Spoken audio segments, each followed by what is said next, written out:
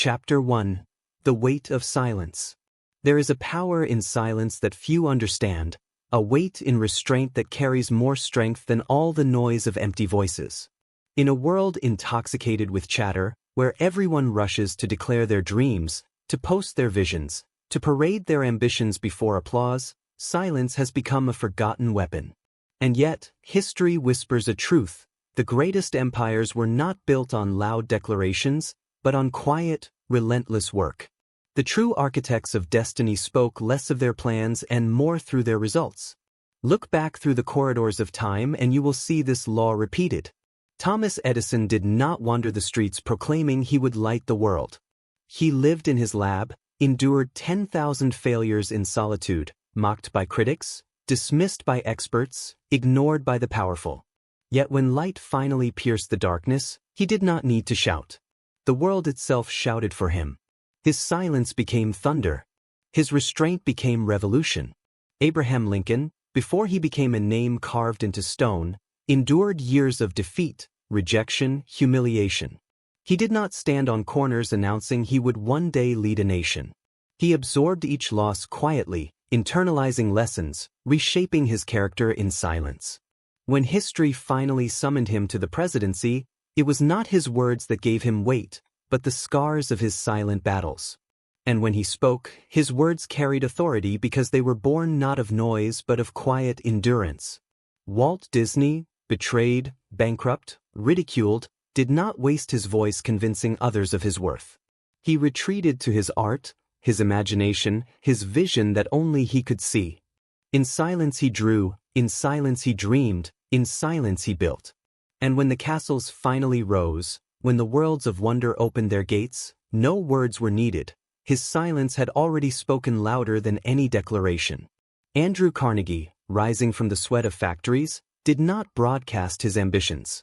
He studied in shadows, read in silence, absorbed knowledge while others wasted hours in noise.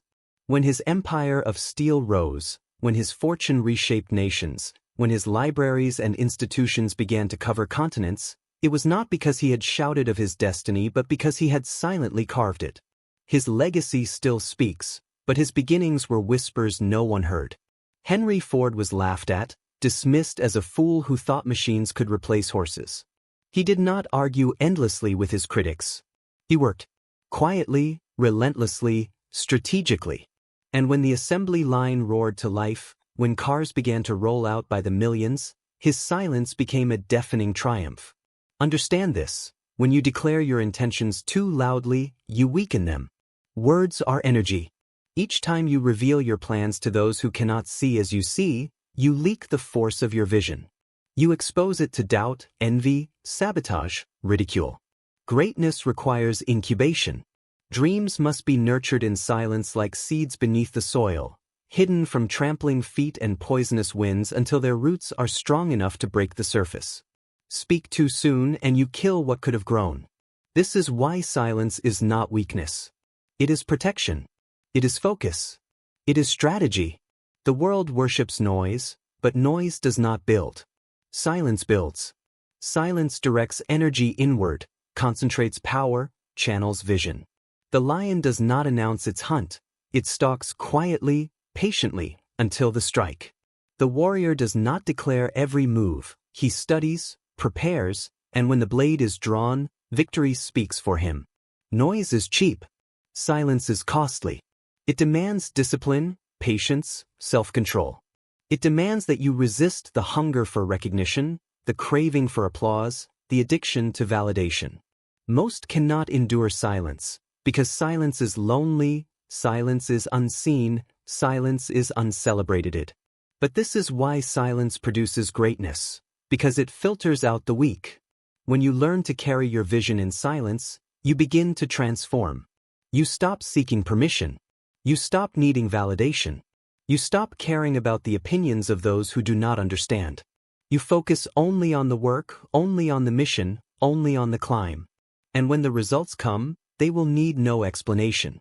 Results are the loudest voice. Results silence critics. Results drown out doubt. This is what every timeless builder of destiny understood. Success is not announced, it is demonstrated. Edison demonstrated light. Lincoln demonstrated leadership. Disney demonstrated imagination. Ford demonstrated progress. Carnegie demonstrated empire. None of them wasted their lives convincing people of what they would do. They showed the world through what they did. And here lies the secret. Silence is not only a shield, it is a forge. In silence you grow sharper, stronger, wiser. You wrestle with yourself without distraction, you endure without applause, you rise without witnesses.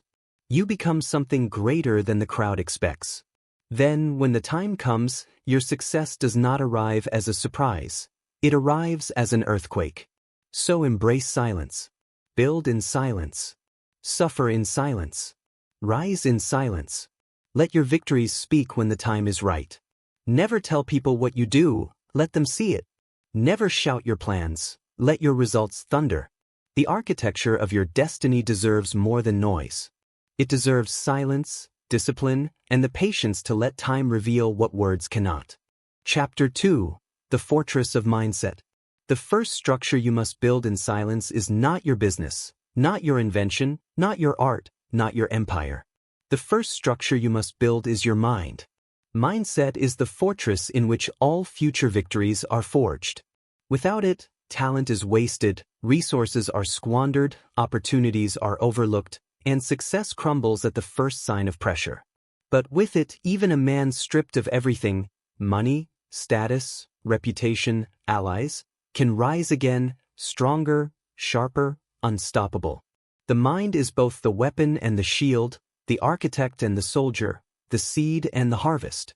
Every empire you admire, every breakthrough you study, every name carved into history began first as a thought in a disciplined mind. Think of Abraham Lincoln, born in poverty, raised in obscurity, tested by defeat after defeat. He was not given a silver crown, nor a royal inheritance. He had no army at his command, no wealth at his disposal, no advantage but his mind. And yet, in silence, he shaped it. He read by candlelight when his hands were blistered from labor. He studied law when his peers mocked his ambitions. He endured humiliation in elections but returned sharper each time, because his mindset was not built on circumstance but on conviction. By the time he stood as president, the storms of war and the venom of enemies could not break him. His body carried scars, his soul carried grief, but his mind was a fortress, and from that fortress he held together a fractured nation. Thomas Edison, often dismissed as foolish, proved that the difference between genius and irrelevance is not inspiration but mindset. Thousands of failures could have buried him, but he did not see failure as defeat. His mind was shaped by a belief that every setback was progress in disguise, that every closed door was a clue to the next open one. Most men stop at failure.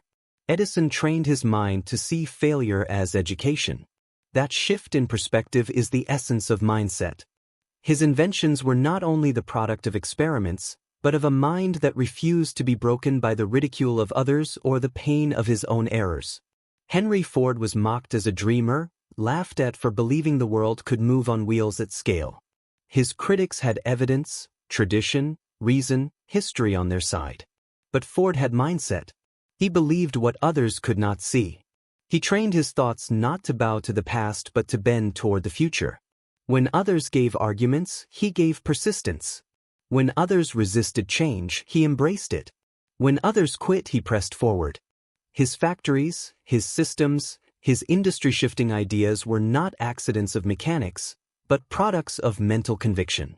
Walt Disney faced betrayal, financial collapse, rejection from countless studios, and even at the peak of his career was told his dreams were too large, too unrealistic, too childlike to matter. But his mindset was not ordinary, it was enchanted. Where others saw barriers, he saw stories. Where others saw ruins, he saw castles. Where others saw impossible, he saw inevitable. That mindset created a world not only of art, but of magic, and his vision continues to breathe long after his final breath. Andrew Carnegie began as a boy in a factory, working 12-hour shifts in conditions designed to crush the spirit. Many of his peers remained broken, never escaping poverty. But Carnegie's mind became his ladder. He refused to let environment dictate destiny. He read, he learned, he dreamed beyond his station. His empire of steel was born not only of opportunity, but of a mindset that refused to let poverty chain him. And later, when wealth had filled his hands, his mindset pushed him further, to give it away, to invest in libraries, schools, institutions, planting knowledge in generations he would never meet. A weak mind clings. A strong mind serves. His legacy is the architecture of mindset.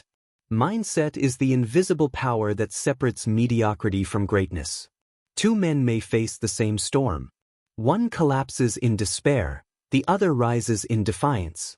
The difference is not the storm, it is the mind.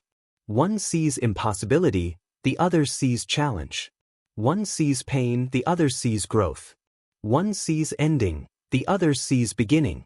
The world is shaped not by what happens, but by how the mind interprets what happens. This is why you must guard your mind as a fortress. Do not let every opinion enter its gates.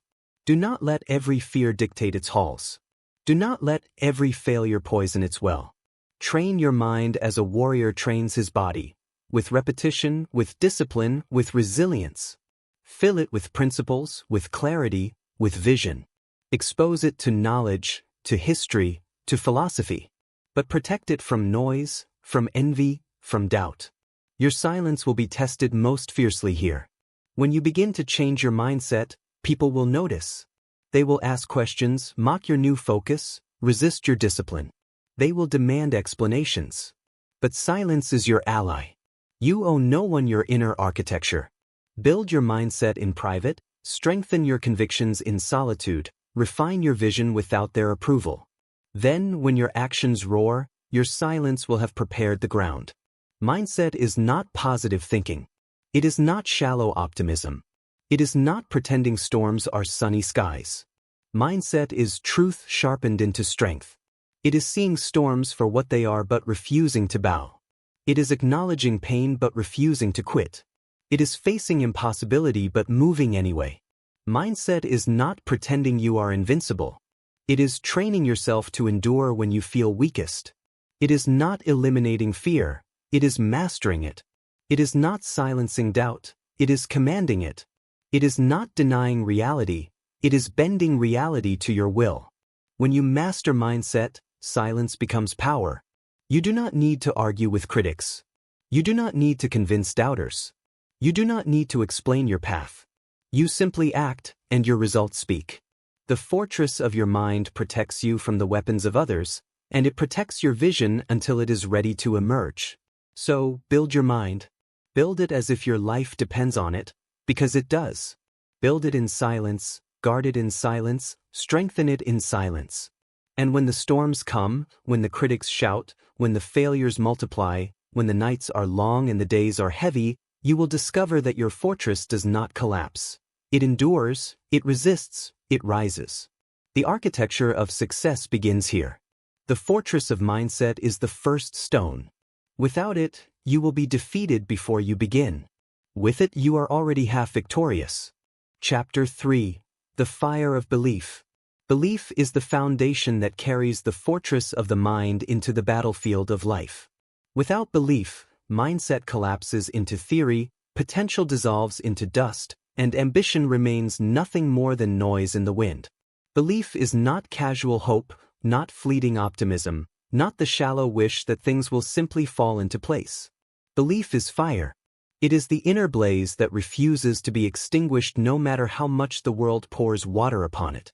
Belief is the hidden engine of every victory in history, the invisible current that carried men and women through storms, deserts, prisons, ridicule, and endless nights.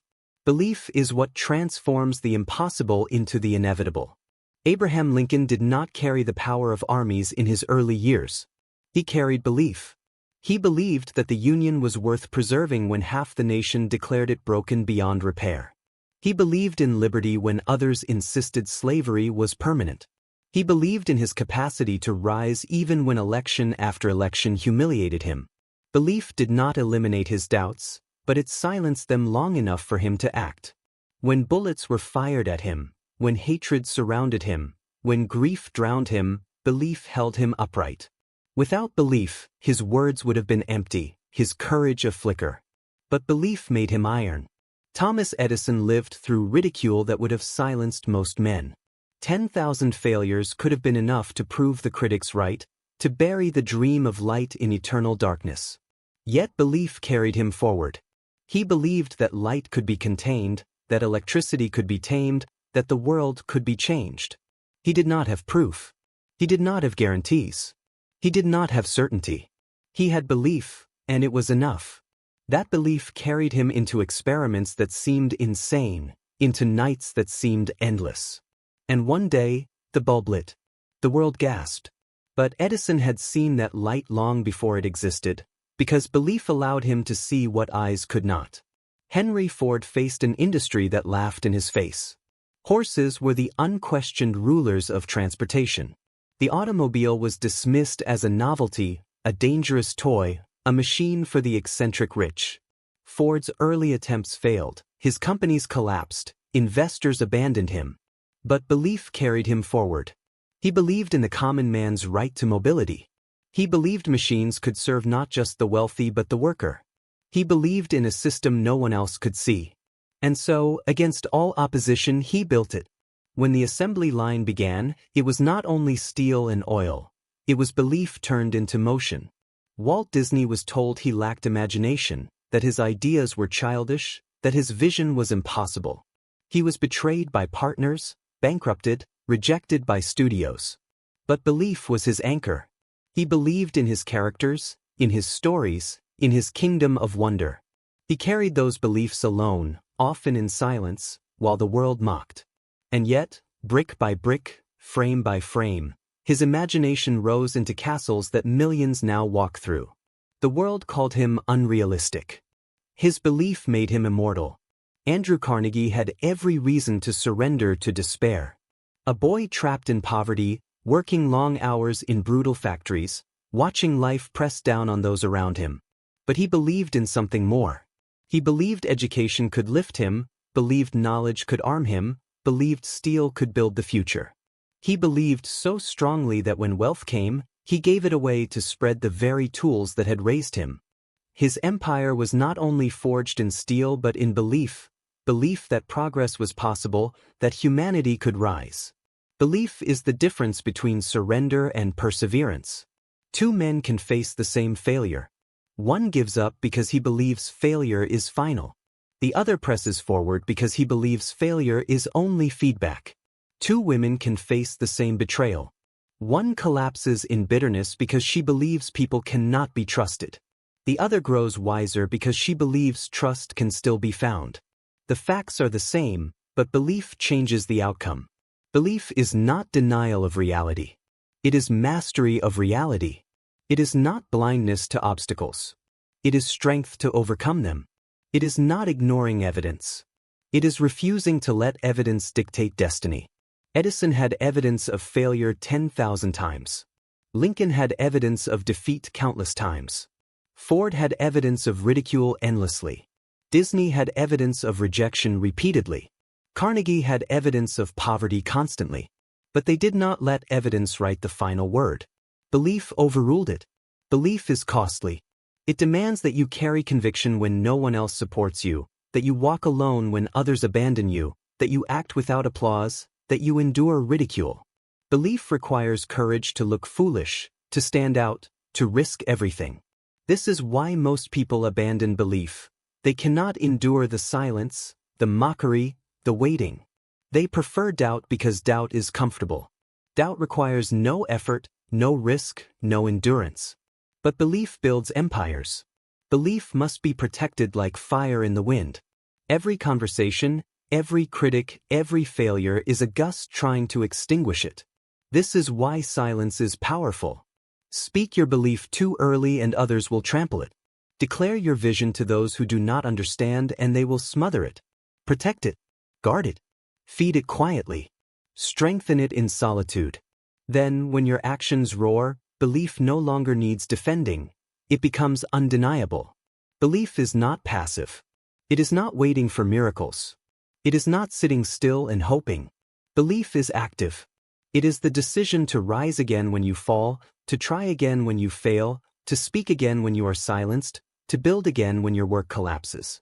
Belief does not replace action, it fuels it. Without belief, action dies in discouragement. With belief, action becomes unstoppable. Belief transforms identity. When you believe you are capable, you act capable. When you believe you are strong, you act strong. When you believe you are destined for more, you rise to that destiny. Belief shapes behavior, and behavior shapes results, and results shape destiny. Belief is the seed, destiny the harvest. The world belongs to believers, not the blind, not the naive, but the relentless. Believers who stand when the world shakes. Believers who act when others hesitate. Believers who endure when others collapse. Believers who keep the fire alive until the winds of doubt pass. So I tell you this, cultivate belief. Guard it. Feed it. Strengthen it. Do not wait for others to approve it. Do not wait for evidence to confirm it. Do not wait for applause to justify it. Believe first. Act second. Let results silence the world. Belief is the fire that makes silence bearable. Belief is the engine that makes discipline possible. Belief is the foundation that makes resilience unbreakable. Without belief, you will collapse. With belief, you will endure. And when your belief becomes visible, when your vision becomes reality, when your silence erupts into undeniable results, the world will ask how you did it. You will not need to answer. Your life will have spoken for you. Chapter 4: The Lens of Clarity and the Horizon of Vision. Clarity is the great separator of lives lived in noise and lives carved into history. Without clarity, energy scatters, efforts dissolve, years vanish into distraction, and ambition rots into regret. But with clarity, every thought sharpens, every action aligns, every day becomes a soldier in service of destiny. Clarity is the lens that turns scattered light into a burning fire. Vision is the horizon that pulls that fire forward, guiding it into form. Together, clarity and vision are the compass of the unstoppable. Look at the lives of the forgotten, men and women who worked tirelessly, who sweated endlessly, who tried desperately, and yet they never rose. They were not weak, they were not foolish, they were not without opportunity. They lacked clarity. Their energy was real, but it was scattered. Their work was sincere, but it was misdirected. Their hours were many, but their focus was none. They wandered, they drifted, they followed every impulse, every trend, every distraction. Their lives became noise without melody. Now look at the lives of the remembered. They too were human, with flaws and fears, with failures and limitations. But they had clarity. They knew what mattered and what did not. They cut away the trivial. They focused on the essential. And they aligned every hour with their vision. The result was monuments of destiny that still stand. Abraham Lincoln carried clarity when the nation was drowning in division. Others debated endlessly, shifting with the winds of politics. Lincoln's clarity was unshakable: preserve the Union, birth freedom. Every word, every decision, every action bent toward that vision. He endured mockery, hatred, even war itself, but clarity gave him steel. Without it, his leadership would have collapsed under pressure. With it, he carved his name into stone. Thomas Edison carried clarity when failure surrounded him. Others tried a few experiments and quit. Edison pressed forward because his vision was clear: illuminate the world. He did not waste time chasing unrelated projects when light was his goal. His clarity gave him resilience. His vision gave him endurance. His life proved that clarity multiplies energy. Henry Ford carried clarity when ridicule rained upon him. While others tried to perfect luxury cars for the rich, Ford's clarity was simple, sharp, revolutionary, a car for the common man. That clarity focused his factories, his workers, his strategies. The world mocked, resisted, doubted, but clarity carried him. When his vision materialized, it did not just build cars, it changed the rhythm of the world.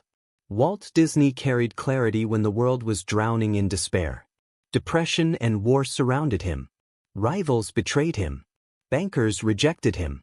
But his vision was clear: imagination could become reality. He did not waste energy convincing skeptics. He invested everything in the work itself, brick by brick, frame by frame, castle by castle. His clarity allowed him to endure bankruptcies, rejection, mockery.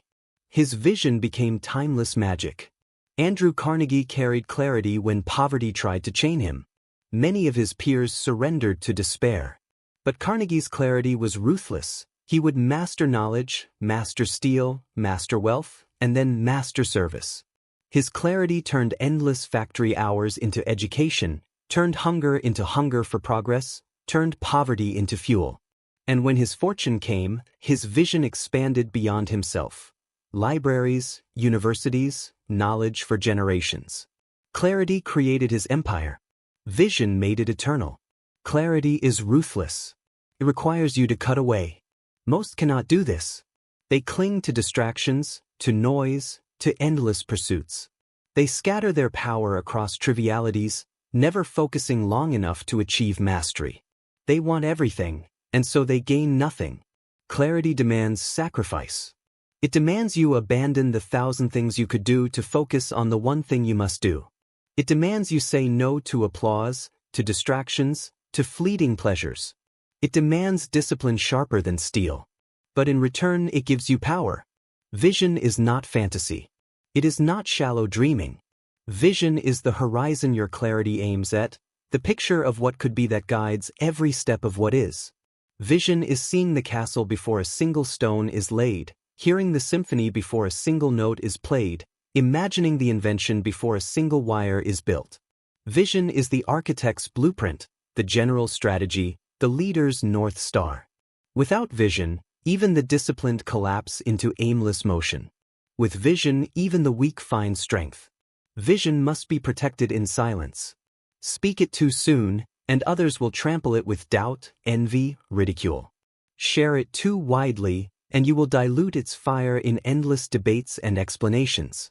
Vision grows best in solitude, watered by belief, sharpened by clarity, protected by discipline. When its roots are deep, when its trunk is strong, when its branches are ready, then it can be revealed. But not before. Clarity transforms time. The unfocused man wastes hours, days, years chasing impulses. The man of clarity compresses time, achieving in a decade what others cannot in a lifetime. Clarity is leverage against time. Vision is leverage against despair. Together, they are unstoppable. Clarity is power in the present. Vision is power in the future. Clarity tells you what to do now. Vision tells you why you must do it. Clarity is the blade. Vision is the target. Clarity cuts. Vision directs. The builders of history were not superhuman. They were not immune to fear or failure. They were men and women like you, with limits and scars. But they carried clarity like a weapon and vision like a compass. That combination transformed their lives into legacies. So I tell you this, seek clarity. Ruthlessly cut away distraction. Refuse to scatter your energy. Focus on the essential, the necessary, the eternal. And when clarity has sharpened your steps, lift your eyes to vision. See beyond what is. Imagine what could be. And then live each day as a soldier of that vision, disciplined, relentless, silent until your results roar. Clarity without vision is work without meaning. Vision without clarity is dream without action. Together, they are destiny. Build them in silence, protect them with discipline, and let them carry you where noise never can. Chapter 5. The Weight of Purpose. Purpose is the gravity of greatness, the unseen weight that anchors the restless heart, the invisible compass that guides the wandering soul, the eternal flame that burns when every other fire has gone out. Without purpose, men drift like ships without sails, tossed by the winds of circumstance, enslaved by fleeting pleasures, crushed by every storm. With purpose, the weak become strong, the poor become rich, the broken become whole, and the ordinary become extraordinary. Purpose is not a luxury of the fortunate. It is the requirement of the destined. Every man and woman remembered in the chronicles of history discovered a purpose that outlived their own comfort. They did not rise because life was kind, or fate was generous, or fortune smiled. They rose because purpose carried them when comfort would have destroyed them. Purpose turned nights into fuel, turned pain into power, turned sacrifice into seed. Abraham Lincoln carried a purpose that was heavier than his body could bear. He knew his nation could not survive half slave and half free. He knew that the Union must endure, even if it meant war, even if it meant his own life. That purpose consumed him. It tore at his health, it tormented his spirit, it brought him endless enemies. But it also gave him resilience that no defeat could destroy. When others wavered, he stood, because his purpose was not survival, it was freedom. And though a bullet ended his breath, his purpose still breathes. Thomas Edison carried a purpose that made him endure ridicule, bankruptcy, failure without end.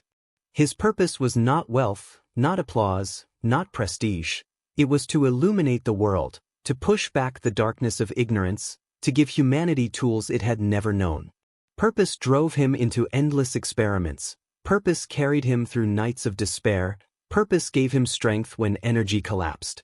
And when his inventions finally lit the world, it was not merely success, it was purpose fulfilled.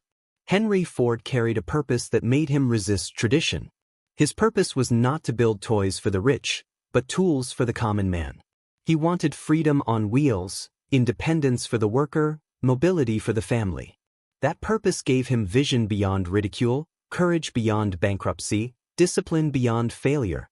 And when the assembly line began, it was not only machinery, it was purpose made steel. Walt Disney carried a purpose that seemed foolish to the practical world. He wanted to bring joy to generations, to remind weary souls that imagination could become reality, that wonder could be built, that hope could be lived.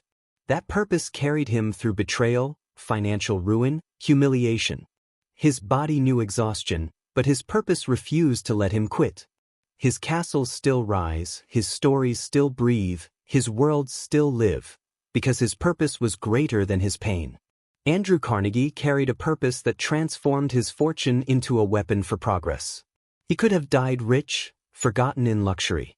But he saw a greater calling, to serve, to build institutions of knowledge, to arm generations with tools of learning. His steel empire was vast, but his purpose was vaster. His libraries stand as monuments to a man who understood that purpose is not what you take, it is what you give. Purpose is dangerous. Once you find it, you cannot rest. You cannot be satisfied with comfort, with mediocrity, with distraction. Purpose burns you alive. It keeps you awake at night, it wakes you early in the morning, it whispers in your failures, it screams in your triumphs. It will not let you quit. It will not let you waste time. It will not let you settle. Purpose is painful. It will demand sacrifice of comfort, of pleasure, of recognition.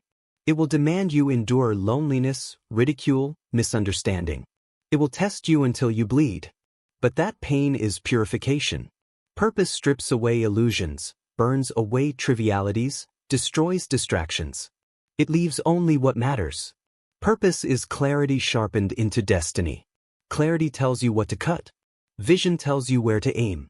Purpose tells you why you must endure. Without purpose, clarity becomes cold, vision becomes shallow, discipline becomes slavery. With purpose, every cut has meaning, every aim has power, every discipline has life. Purpose is greater than self. If your goal is only yourself, your comfort, your wealth, your applause, you will collapse when storms come. But if your purpose is larger, freedom, light, progress, imagination, service, then no storm can destroy you. Because storms can break the body, but they cannot break purpose. This is why you must protect your purpose in silence. Speak it too soon and the world will mock it, envy it, poison it. Reveal it to the unworthy and they will trample it. Carry it within you, guard it like fire in the wind, feed it quietly, grow it in solitude. Then, when the time comes, let your actions reveal it. Purpose transforms ordinary men into legends. It took a poor boy from Kentucky and made him Lincoln. It took a factory worker from Scotland and made him Carnegie. It took a bankrupt dreamer and made him Disney. It took a failed inventor and made him Edison. It took a mocked mechanic and made him Ford. Purpose transforms time. A man without purpose wastes hours, days, years. A man with purpose multiplies them. He does in a decade what others cannot in a lifetime. He does in a lifetime what others cannot in centuries. Purpose transforms pain. A man without purpose is destroyed by pain. A man with purpose uses pain as fuel. Lincoln's grief became empathy. Edison's failures became progress. Ford's ridicule became defiance. Disney's betrayals became resilience. Carnegie's poverty became generosity. Pain is not enemy to purpose, it is servant. So I tell you this, find your purpose. Do not live for applause, for validation, for fleeting comfort. Find the weight that will anchor your soul. Find the fire that will carry you through storms. Find the cause that will make your suffering worth it. Find the vision that will outlive you. And once you find it, protect it. Guard it in silence. Feed it with discipline. Carry it with pride. Live for it. Die for it. For purpose is not only what makes life worth living, it is what makes life unforgettable. Chapter 6: The Iron Law of Discipline. Discipline is the bridge between the dream and its fulfillment, the law that separates those who imagine from those who achieve, the iron structure that supports every monument of greatness. Without discipline, clarity collapses, belief dissolves, purpose burns out, and vision remains a ghost. Discipline is not glamorous, it is not celebrated, it is not applauded. It is quiet repetition, daily sacrifice, endless self-control. It is the decision every morning to rise when comfort begs you to stay in bed. It is the choice every evening to continue working when fatigue screams for rest. It is the act, repeated 1,000 times, until excellence becomes natural, until success becomes inevitable. Every man and woman remembered for greatness was built not on genius alone, not on opportunity alone, not on talent alone, but on discipline. Talent is wasted without it. Genius is scattered without it. Opportunity is missed without it.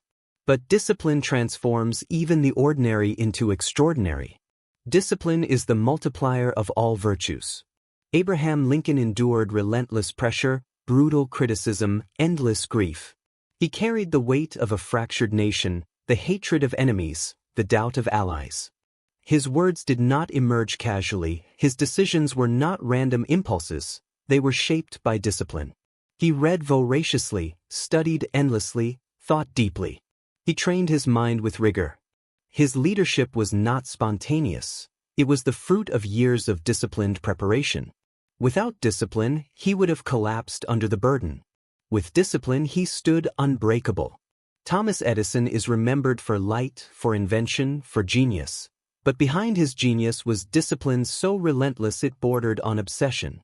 He worked 20-hour days, slept on his lab table, tested thousands of materials, endured thousands of failures. This was not chance. This was not luck. This was not mere creativity. This was discipline. His success was built not in moments of inspiration but in decades of repetition. Inspiration may spark an idea, but discipline is the hammer that builds it into reality. Henry Ford revolutionized the world not because he had the idea of a car, but because he had the discipline to build systems that made it possible. The assembly line was not an accident. It was the product of disciplined thought, disciplined testing, disciplined refinement. He showed up when others quit. He pressed forward when others rested. He worked when others mocked. His factories were monuments of discipline, every gear turning because a man had turned his will into steel. Walt Disney faced betrayals, bankruptcies, humiliations, failures. Many dreamers fall once and never rise. But Disney's discipline was extraordinary. He drew relentlessly, planned obsessively, pushed through exhaustion.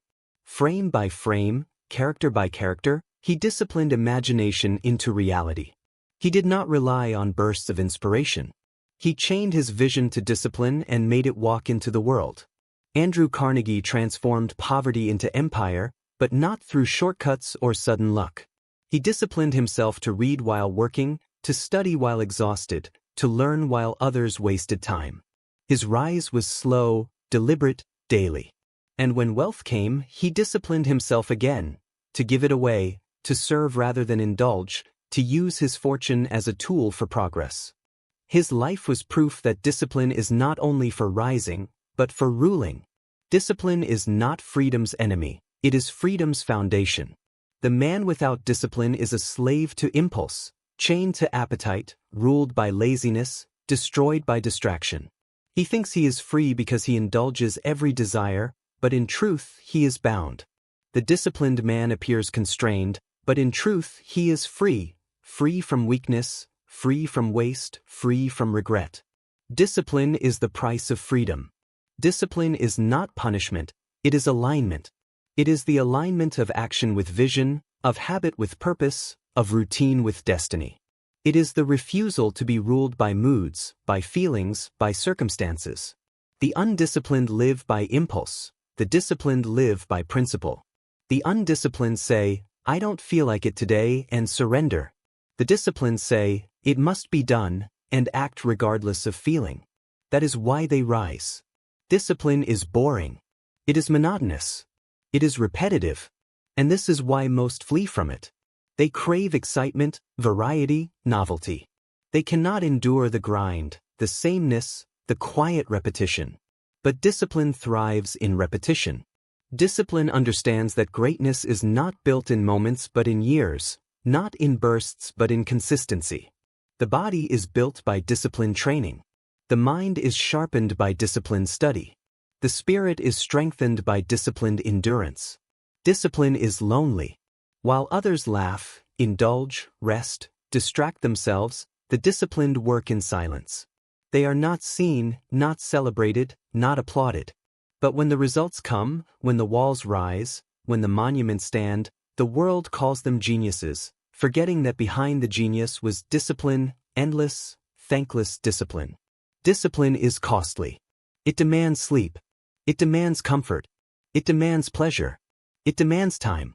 But the cost of discipline is nothing compared to the cost of regret. Regret is the weight of wasted years, the sorrow of what could have been, the knowledge that destiny was lost to laziness. Discipline is painful in the moment, but regret is agony for a lifetime. Choose discipline. Discipline is silence made visible. You do not tell people what you do. You do not explain your sacrifices. You do not announce your routines. You build quietly. You labor consistently. You rise daily. And when the results come, they will roar louder than any explanation. Silence plus discipline equals inevitability. This is why the world bows not to talent, not to luck, not to talkers, but to the disciplined. The disciplined farmer harvests. The disciplined soldier wins. The disciplined student learns. The disciplined creator builds. The disciplined leader endures. Discipline is the law. So I tell you this, train discipline like a warrior trains his sword. Rise at the hour you set. Work at the task you choose. Refuse the distractions. Endure the repetition. Protect your habits. Live by principle, not mood. Build the routines that carry you when energy fails. Let your life become a fortress of discipline. For discipline is not merely part of success, it is the very skeleton of it. Without it you collapse. With it, you rise unshakable. Discipline is iron, and with it, you can build empires. Chapter 7: The Unstoppable Force of Action. Action is the great divider of humanity. It separates the dreamers from the doers, the talkers from the builders, the visionaries from the architects of reality. Words are easy, belief is invisible, purpose is silent, discipline is preparation, but action is the proof. Action is movement. Action is the bridge that carries thought into the material world, that transforms silence into legacy. Without action, even the sharpest mind, the clearest vision, the strongest belief, and the deepest purpose remain hollow promises. Action is the heartbeat of destiny. History is filled with those who spoke beautifully, who dreamed vividly, who believed deeply, but who never acted. Their names are forgotten because their visions never left the shadows of their imagination. And history is also filled with those who were mocked, underestimated, doubted, but who acted. They moved when others froze. They built when others hesitated. They struck when others waited. Their names are carved into stone because they acted. Abraham Lincoln was not remembered for his dreams of leadership.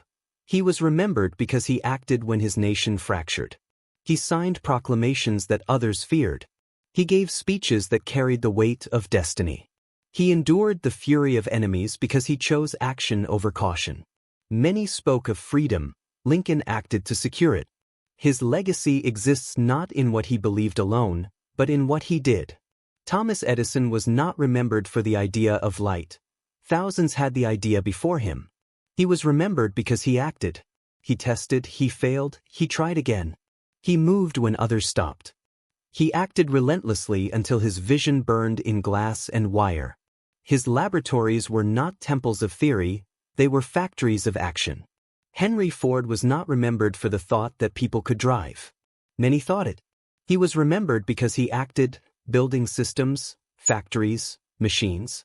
His action reshaped work, reshaped industry, reshaped the very pace of life.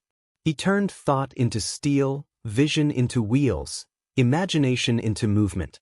Walt Disney was not remembered because he imagined castles. Children imagine castles every day. He was remembered because he acted, because he drew them, animated them, built them. He moved when others laughed, persisted when others betrayed him, rebuilt when others destroyed him. His legacy was not his imagination alone, it was his action to materialize it. Andrew Carnegie was not remembered because he dreamed of rising from poverty, millions of poor dreamed the same. He was remembered because he acted. He studied while exhausted, worked while hungry, invested while uncertain, risked while others hesitated. Later, he acted again by giving away his fortune, building schools, libraries, and institutions. He was remembered not for what he had, but for what he did. Action is not noise, it is momentum. The loudest voices are often the stillest hands. The silent builders are often the loudest legacies. Action does not require announcements, explanations, or defenses. It requires only movement. Every brick laid is an action. Every page written is an action. Every failure endured is an action. Every sunrise met with labor is an action. Action does not speak, it proves. Action is frightening because it exposes you. As long as you only dream, you are safe. As long as you only talk, you cannot fail. But the moment you act, the world can judge you. The moment you act, you can stumble, fall, break. This is why most never act.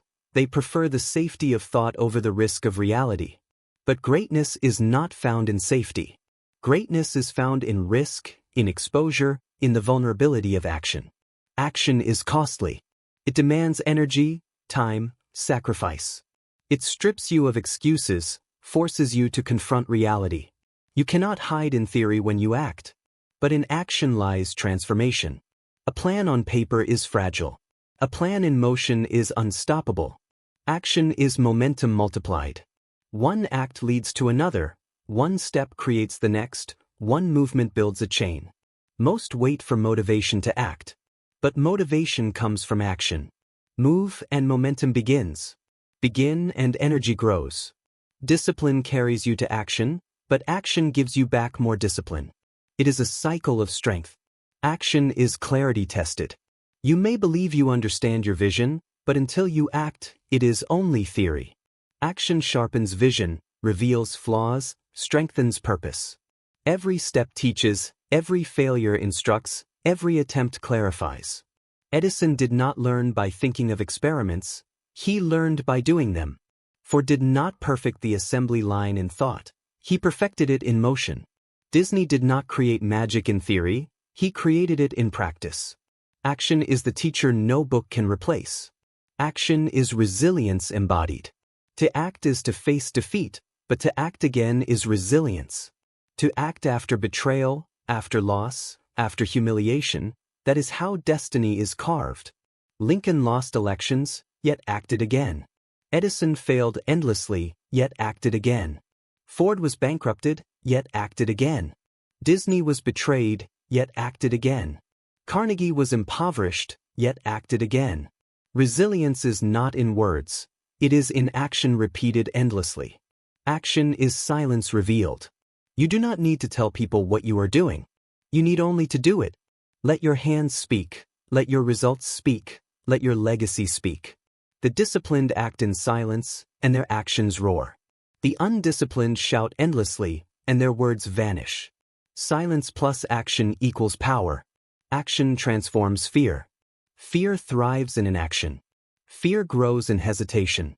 Fear whispers when you stand still. But when you act, fear weakens. Every step forward shrinks it. Every attempt diminishes it. Fear cannot endure momentum. Action destroys fear's illusions. Action is not always grand.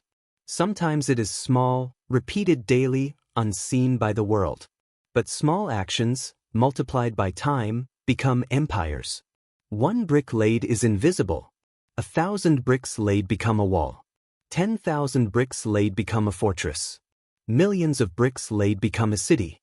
Action, compounded, builds eternity. Action is the only proof of belief, the only proof of discipline, the only proof of purpose. You may say you believe, but if you do not act, your belief is a lie. You may say you are disciplined, but if you do not act, your discipline is a facade. You may say you have purpose, but if you do not act, your purpose is an illusion. Words are wind. Action is stone. So I tell you this. Do not wait until you feel ready, you never will. Do not wait until conditions are perfect, they never are. Do not wait until you have approval, you do not need it. Begin. Do not explain. Do not announce.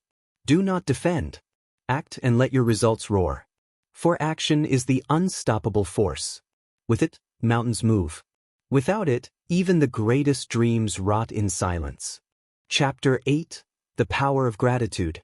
Gratitude is often misunderstood as a soft virtue, a polite gesture, a whispered, "thank you," at the end of a meal, or the shallow appreciation of moments when life is kind. But true gratitude is not politeness. True gratitude is power. It is the discipline of perspective, the sharpening of vision, the recognition of what you carry even when the world tries to convince you that you have nothing. Gratitude is not weakness. It is strength disguised as humility. It is the force that turns bitterness into growth, despair into endurance, scarcity into abundance. Gratitude is the alchemy of the soul. The greatest men and women in history carried gratitude not because life spared them suffering, but because gratitude gave them strength to endure it. They understood that gratitude does not deny pain, but it refuses to let pain blind you. Gratitude does not ignore difficulty, but it refuses to let difficulty define you. Gratitude is not the absence of storms. It is the recognition of shelter within the storm, the recognition of light within the night. Abraham Lincoln buried children, carried the grief of war, endured the hatred of enemies and the doubt of allies. His face aged decades in a few years because of the burden. And yet, in the middle of agony, he found gratitude for the Union soldiers who fought, for the courage of ordinary men and women, for the possibility of a nation reborn. Gratitude gave him perspective when despair tried to consume him. Gratitude allowed him to see meaning in suffering, to find purpose in tragedy, to endure beyond his own breaking point. Thomas Edison failed thousands of times. He was mocked, rejected, dismissed, bankrupted. But gratitude kept him alive. He was grateful for every failed attempt, grateful for every new lesson. He did not curse the darkness of failure. He thanked it for teaching him another way not to succeed. Gratitude gave him patience to continue, resilience to endure, and clarity to find solutions others overlooked. His inventions were not born from entitlement but from gratitude for every discovery, no matter how small. Henry Ford faced bankruptcy, ridicule, betrayal by partners. Yet gratitude kept him from drowning in bitterness. He was grateful for the lessons learned in failure, grateful for the resilience forged in humiliation, grateful for the vision that remained when everything else was stripped away. Gratitude sharpened his resolve, gave him strength to rise again, and allowed him to see that even failure had value. Without gratitude, failure destroys. With gratitude, failure becomes foundation. Walt Disney knew betrayal, financial ruin, rejection after rejection. He was told his ideas were foolish, that his dreams were worthless, that his imagination was childish. And yet, he carried gratitude. He was grateful for the pencil in his hand, the blank paper on his desk, the friends who believed in him, the chance to create even in poverty. Gratitude allowed him to keep drawing when others quit, to keep dreaming when others surrendered. Gratitude is what turned ashes into castles. Andrew Carnegie carried gratitude even in poverty. He was grateful for books borrowed, for moments of learning, for opportunities that others dismissed as small. Gratitude kept him from despair. Gratitude gave him the strength to endure. And when wealth came, his gratitude transformed into generosity. He gave not because he had to, but because gratitude demanded it. Gratitude is not passive, it multiplies. Gratitude is perspective sharpened into strength. Two men may face the same trial. One curses it, collapses beneath it, grows bitter. The other is grateful for the lesson, grows stronger from the struggle, rises above it. The facts are the same, but gratitude changes everything. Gratitude turns loss into wisdom, failure into experience, betrayal into resilience, poverty into hunger for progress. Gratitude is the enemy of envy. Envy poisons the soul, whispers that others have what you deserve, convinces you that life is unfair. Gratitude silences envy by reminding you of what you already carry, of the gifts already in your hands, of the opportunities still before you. Envy destroys nations, corrupts leaders, rots character. Gratitude builds nations, strengthens leaders, purifies character. Gratitude is the enemy of arrogance. Arrogance believes it built everything alone, that it owes nothing to anyone, that it is the sole author of its victories. Gratitude humbles. Gratitude reminds you that others paved the way, that teachers planted seeds, that sacrifices were made before you, that fortune smiled upon you in ways you did not earn. Gratitude keeps success from corrupting the soul. Gratitude is not denial of ambition. It does not mean you accept mediocrity or surrender desire. Gratitude and ambition are not enemies, they are allies. Gratitude gives peace in the present. Ambition gives hunger for the future. Gratitude keeps ambition from becoming greed. Ambition keeps gratitude from becoming complacency. Together, they create balance, the fire to rise and the humility to endure. Gratitude is silence perfected. You do not need to tell the world of your gratitude, you show it. You show it in the way you endure, in the way you serve, in the way you rise without bitterness. Gratitude is revealed not in speeches but in actions. A man who is grateful for knowledge uses it to learn. A man who is grateful for opportunity uses it to build. A man who is grateful for freedom uses it to serve. Gratitude is not words, it is demonstration. Gratitude is also weapon. When the storms of despair strike, when critics mock, when betrayal cuts, gratitude defends you. It reminds you that not all is lost, that there is still light, that there is still meaning. Gratitude allows you to endure what others cannot, to persist when others collapse, to find strength when others surrender. Gratitude is shield and sword, protection and weapon. Gratitude is the seed of resilience. Without it, pain breaks you. With it, pain builds you. Without it, failure poisons you. With it, failure teaches you. Without it, betrayal crushes you. With it, betrayal sharpens you. Gratitude turns wounds into wisdom, scars into strength, endings into beginnings. So I tell you this, practice gratitude not as a courtesy but as a discipline, not as a mood but as a weapon. Train yourself to see the gift in hardship, the lesson in failure, the opportunity in trial. Train yourself to thank the storm for revealing your strength, to thank the enemy for sharpening your will, to thank the night for teaching you to see the stars. Gratitude is not weakness, it is invincibility disguised as humility. For when you are grateful, you cannot be broken. When you are grateful, you cannot be corrupted. When you are grateful, you cannot be stopped. Gratitude is not simply the power to endure, it is the power to transform. And when gratitude lives in your heart, your silence will not feel empty. It will feel full, overflowing with the strength of all that you already carry, even as you build what you have yet to achieve.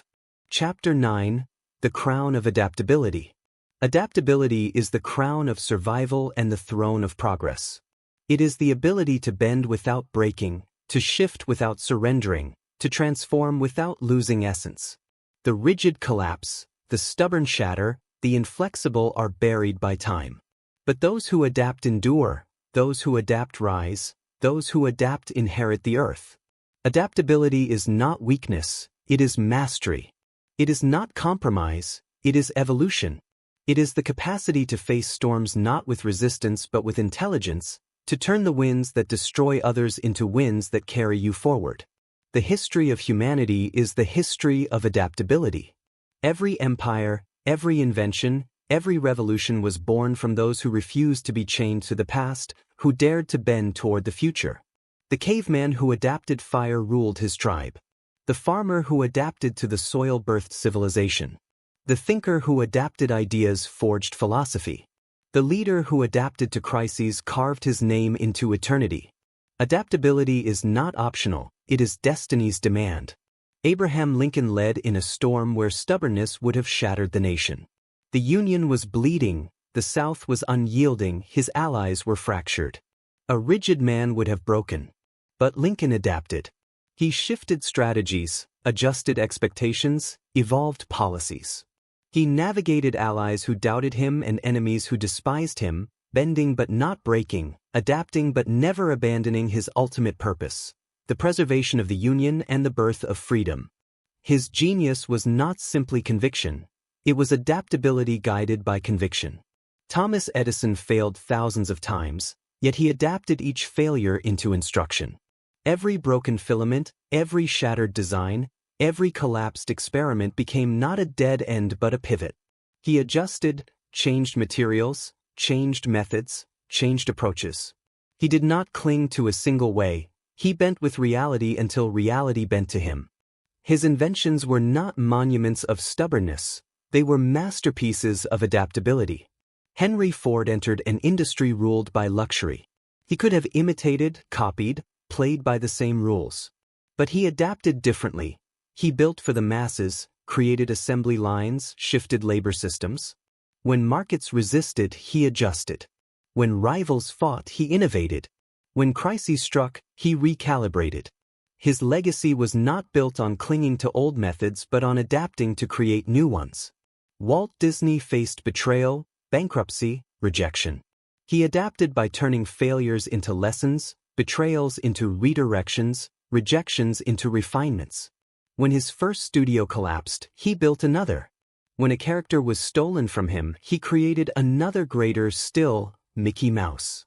When animation was dismissed as trivial, he adapted by transforming it into storytelling art. When critics laughed at his idea of a theme park, he adapted every rejection into determination, and the castles rose anyway. His entire empire was adaptability painted with imagination. Andrew Carnegie grew up in poverty. He could have surrendered, accepted his environment, collapsed under its weight. Instead, he adapted. He used every small opportunity to climb higher. He adapted to America's industrial revolution, shifted into steel, adjusted strategies, embraced innovations. Later, when wealth filled his hands, he adapted again, not into indulgence but into service, transforming fortune into libraries, universities, and institutions. His legacy was not static. It was adaptability across every stage of life. Adaptability is not betrayal of principles. It is the application of principles in changing circumstances. Lincoln never abandoned freedom. He adapted strategies to secure it. Edison never abandoned invention. He adapted experiments to achieve it. Ford never abandoned progress. He adapted systems to realize it.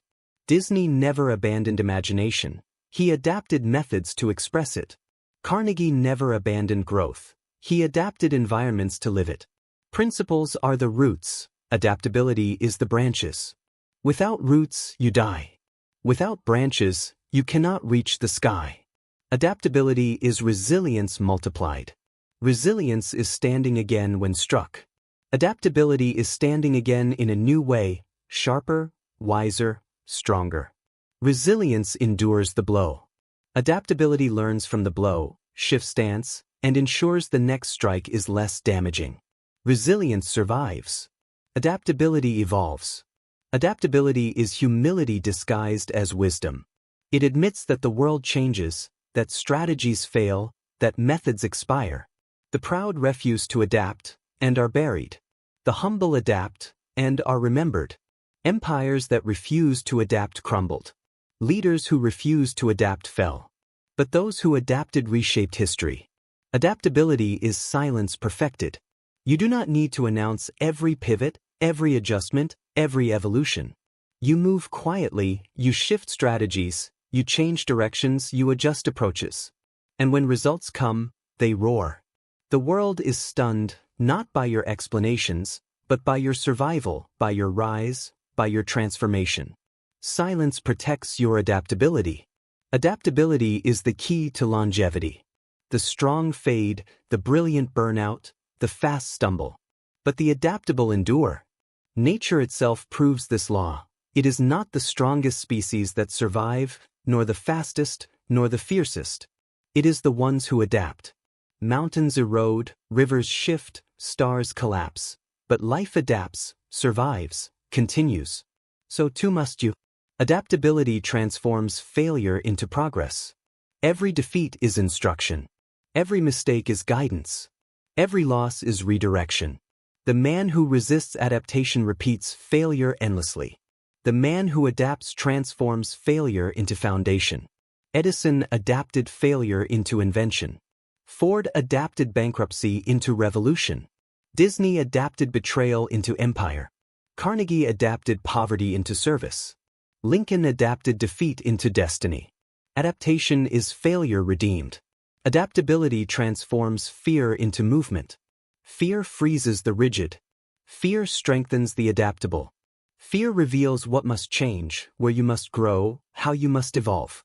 Adaptability does not eliminate fear. It uses it as fuel. Adaptability transforms time. A rigid man wastes decades fighting the same losing battle.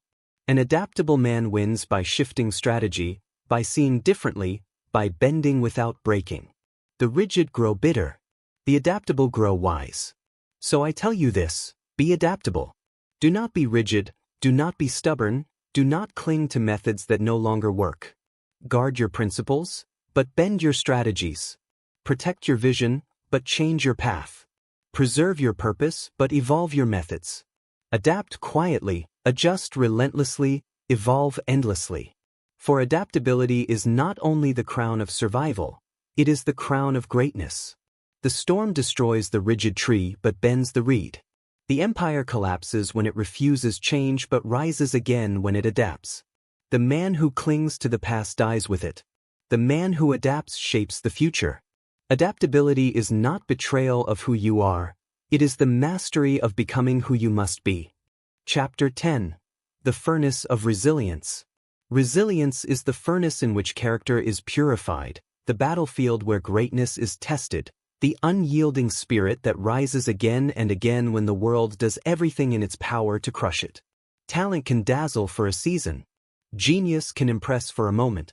Fortune can crown a man for a time. But resilience alone determines who endures, who survives, who prevails. Resilience is not simply the ability to withstand suffering. It is the alchemy that transforms suffering into strength. It is not merely enduring storms. It is learning to walk through them with unshakable dignity, learning to rise from them with new power. Resilience is the quiet voice that whispers, "Try again," when everything inside screams, "Give up." Every legend, every builder of empires, every dreamer who reshaped the world was defined not by their triumphs alone, but by their resilience in the face of crushing defeat. Their greatness was not born in their victories but in their comebacks, not in their comfort but in their scars. Abraham Lincoln was a man of resilience. He lost more elections than he won before he reached the presidency. He knew poverty, he knew depression, he knew humiliation. He buried his children, endured mockery, carried the hatred of half his country. A weaker man would have collapsed into bitterness, surrendered to despair, abandoned the mission. But Lincoln endured. He rose again and again, reshaped his failures into lessons, transformed grief into empathy. Resilience made him capable of holding a nation together when it seemed destined to split forever. Without resilience, his story would have ended in obscurity. With resilience, it became legend. Thomas Edison was resilience embodied. To fail once is discouraging. To fail 10 times is exhausting. To fail 100 times is humiliating. To fail 1,000 times is nearly unbearable. But to fail 10,000 times and still rise again, that is resilience. He was laughed at, bankrupted, dismissed as a fool. But resilience drove him back into the lab, back into the furnace of trial. Every failure sharpened him. Every defeat became instruction. When light finally burned in the filament, it was not only invention, it was resilience glowing in glass. Henry Ford was resilience in motion. His first companies collapsed. His investors abandoned him. He was ridiculed, mocked, dismissed. A weaker man would have surrendered to poverty and ridicule. But Ford rose again, adjusted, rebuilt. His resilience allowed him to push through bankruptcy into revolution, from scorn into immortality. Without resilience, there would be no Ford Motor Company, no assembly line, no automobiles for the common man. Walt Disney lived resilience every step of his life. He was betrayed by partners, bankrupted by studios, rejected by countless financiers. His characters were stolen, his dreams dismissed, his ideas mocked. Yet he kept creating. He kept drawing. He kept imagining. His resilience was not passive. It was alive, fiery, relentless. Every betrayal became fuel, every rejection became hunger. His resilience turned failure into castles, turned poverty into kingdoms, turned ashes into magic. Andrew Carnegie was born into resilience. He worked in brutal factories as a child, watched his family sink into hardship. He could have surrendered to despair. But resilience made him study by candlelight after long shifts, made him seize opportunities others ignored, made him rise where others fell. His resilience turned poverty into empire, and later, turned fortune into generosity. Without resilience, he would have died anonymous. With resilience, his name became synonymous with steel and service. Resilience is not glamorous. It is not applauded in the moment. It is silent suffering, invisible endurance, unseen persistence. The world does not see resilience while it is happening. They only see its results later. They call it genius, luck, destiny. But behind every crown is resilience. Behind every empire is resilience. Behind every legend is resilience. Resilience is forged in pain. It is born in nights of despair, in days of exhaustion, in seasons of defeat. It is the ability to suffer without surrender, to endure without collapse, to rise without explanation. Pain does not destroy the resilient, it sculpts them. Loss does not consume them, it refines them. Failure does not bury them, it teaches them. Resilience is silence with iron inside it. You do not need to explain your struggles. You do not need to broadcast your battles. You endure quietly, you suffer silently, you rise without noise. And when the results come, when the victories arrive, the world sees only your triumph, not the scars that made it possible. Resilience is patience stretched across years. It is the refusal to quit when progress is invisible, when effort seems wasted, when results seem distant. It is planting seeds that take decades to bear fruit, watering them faithfully even when the soil looks barren. The resilient understand that time is not their enemy, it is their ally. Every season of suffering is building roots. Every season of waiting is deepening strength. Resilience is not simply surviving, it is growing stronger through survival. Many survive storms but remain broken, bitter, weak. The resilient rise stronger, sharper, wiser. The storm does not merely pass, they emerge from it transformed. Resilience is not stubbornness. Stubbornness refuses to change and dies. Resilience adapts, adjusts, evolves, but never surrenders. It is the perfect marriage of endurance and adaptability. The resilient do not deny pain, they learn from it. They do not deny failure, they grow from it. They do not deny loss, they rise beyond it. Resilience transforms identity. Every time you rise from defeat, you prove to yourself that you cannot be destroyed. Every time you endure pain, you prove to yourself that you are stronger than it. Every time you survive loss, you prove that your spirit is unbreakable. Resilience does not only impress the world, it transforms the self. It makes you invincible. Resilience transforms fear. Fear whispers that failure is final, that pain is unbearable, that defeat is permanent. Resilience answers, I have fallen before and risen again. I can do it once more. Fear cannot enslave the resilient, because they have already proven to themselves that they cannot be destroyed. Resilience transforms destiny. Without it, even the greatest dreams die in infancy. With it, even the smallest seed grows into a forest. Resilience is the difference between quitting in obscurity and rising into immortality. So I tell you this, build resilience. Endure pain. Endure failure. Endure ridicule. Endure loneliness. Endure despair. Rise again and again, no matter how many times you fall. Protect your resilience with silence. Do not waste time explaining your struggle. Do not waste energy seeking sympathy. Suffer quietly, rise quietly, and let your results roar when the time is right. For resilience is the furnace of greatness. It burns away weakness, purifies character, hardens the soul. Without resilience, you collapse. With resilience, you are indestructible. Resilience is not simply surviving. It is conquering through survival. And those who master resilience are the ones whose names echo across eternity. Chapter 11. The Eternal Discipline of Learning. Learning is the breath of growth, the eternal river that feeds the soil of greatness, the discipline that transforms raw experience into wisdom, failure into foundation, victory into vision. To stop learning is to begin dying. To refuse learning is to dig your own grave while you are still alive. Learning is not confined to books or schools. It is the endless openness of the mind, the relentless hunger to grow, the humility to admit ignorance, and the courage to evolve beyond yesterday's limits. Learning is the silent wealth of the wise, the invisible crown of the great, the fuel that makes purpose sustainable and resilience fruitful. History has proven one truth again and again. Those who stop learning are buried by those who continue. Nations fall when they cling to the past. Empires collapse when they resist new ideas.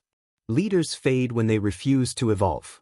But those who learn endlessly, those who remain students of life, those who adapt their knowledge, rise higher and endure longer. Abraham Lincoln was not born with mastery. He was not handed education. He seized it. By candlelight, after long hours of labor, he read law, history, philosophy. He taught himself to think, to reason, to persuade. His leadership was not a gift from the heavens. It was the fruit of learning in silence. And even as president, when he held the highest office in the land, he remained a student. He listened, he studied, he learned from allies, from enemies, from failures. His greatness was not only in his character, but in his capacity to learn endlessly. Thomas Edison was the embodiment of learning through failure. He did not simply endure 10,000 failed experiments, he learned from each of them. Every broken filament was instruction, every collapse was revelation, every mistake was knowledge. He was not simply resilient, he was a relentless learner. He turned failure into his teacher, and his willingness to learn gave him the edge that others lacked.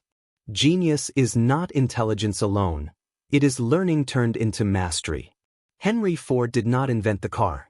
He learned from others who came before him. He studied machines, studied systems, studied labor, and then innovated by combining what he had learned into something revolutionary.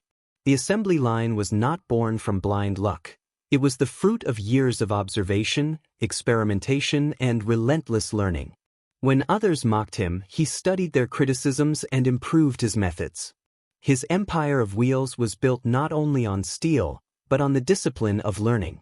Walt Disney's empire was learning disguised as imagination. He learned from rejection, from bankruptcy, from betrayal. He learned how to refine characters, how to tell stories, how to manage teams, how to finance dreams. He studied animation until it transcended art. He studied people until he knew what moved the human heart. His failures were not graves, they were schools. His betrayals were not endings, they were classrooms. His legacy was not only creativity, it was learning turned into magic. Andrew Carnegie was born into poverty, but poverty did not chain him, it taught him. He learned from hardship, from labor, from hunger. He learned from books, borrowing them when he could not buy them. He learned from mentors, from business, from opportunity. He absorbed knowledge like a sponge, turning every experience into education. Later, when wealth filled his hands, he gave back through libraries and universities, because he knew learning was the true path out of despair. His empire of steel was built on knowledge sharpened by relentless study. Learning is humility. It is the admission that no matter how far you have come, no matter what you know, you are still ignorant of more. Pride refuses to learn. Pride insists it already knows. Pride blinds leaders, destroys empires, kills innovators. Humility learns endlessly, and in that humility lies invincibility. Learning is silence. The wise do not boast of what they know, they hunger to know more. They do not shout their wisdom, they listen, absorb, study, watch. Their silence is not emptiness, it is openness. Their restraint is not weakness, it is receptivity. To speak is to repeat what you already know. To listen is to gain what you do not yet know. Learning is discipline. It requires daily effort, consistent practice, endless repetition. The body must be trained, the mind must be fed, the spirit must be sharpened. Learning is not an occasional burst of curiosity, it is a lifelong routine. The disciplined learner does not wait for necessity, he pursues knowledge relentlessly before crisis forces him. Learning is adaptability in action. The adaptable do not cling to what they knew yesterday, they embrace what they must know today. The rigid resist learning and die. The flexible embrace learning and thrive. The future belongs not to those who know everything, but to those who are willing to learn anything. Learning is resilience multiplied. Every failure can destroy you if you learn nothing from it. Every failure can build you if you learn everything from it. The resilient who learn become unstoppable. The resilient who refuse learning repeat their failures endlessly. Learning is freedom. The ignorant are slaves to superstition, fear, manipulation. The learned are free, because knowledge sharpens discernment, strengthens courage, illuminates paths. A man without learning is chained by every voice that speaks louder than his own.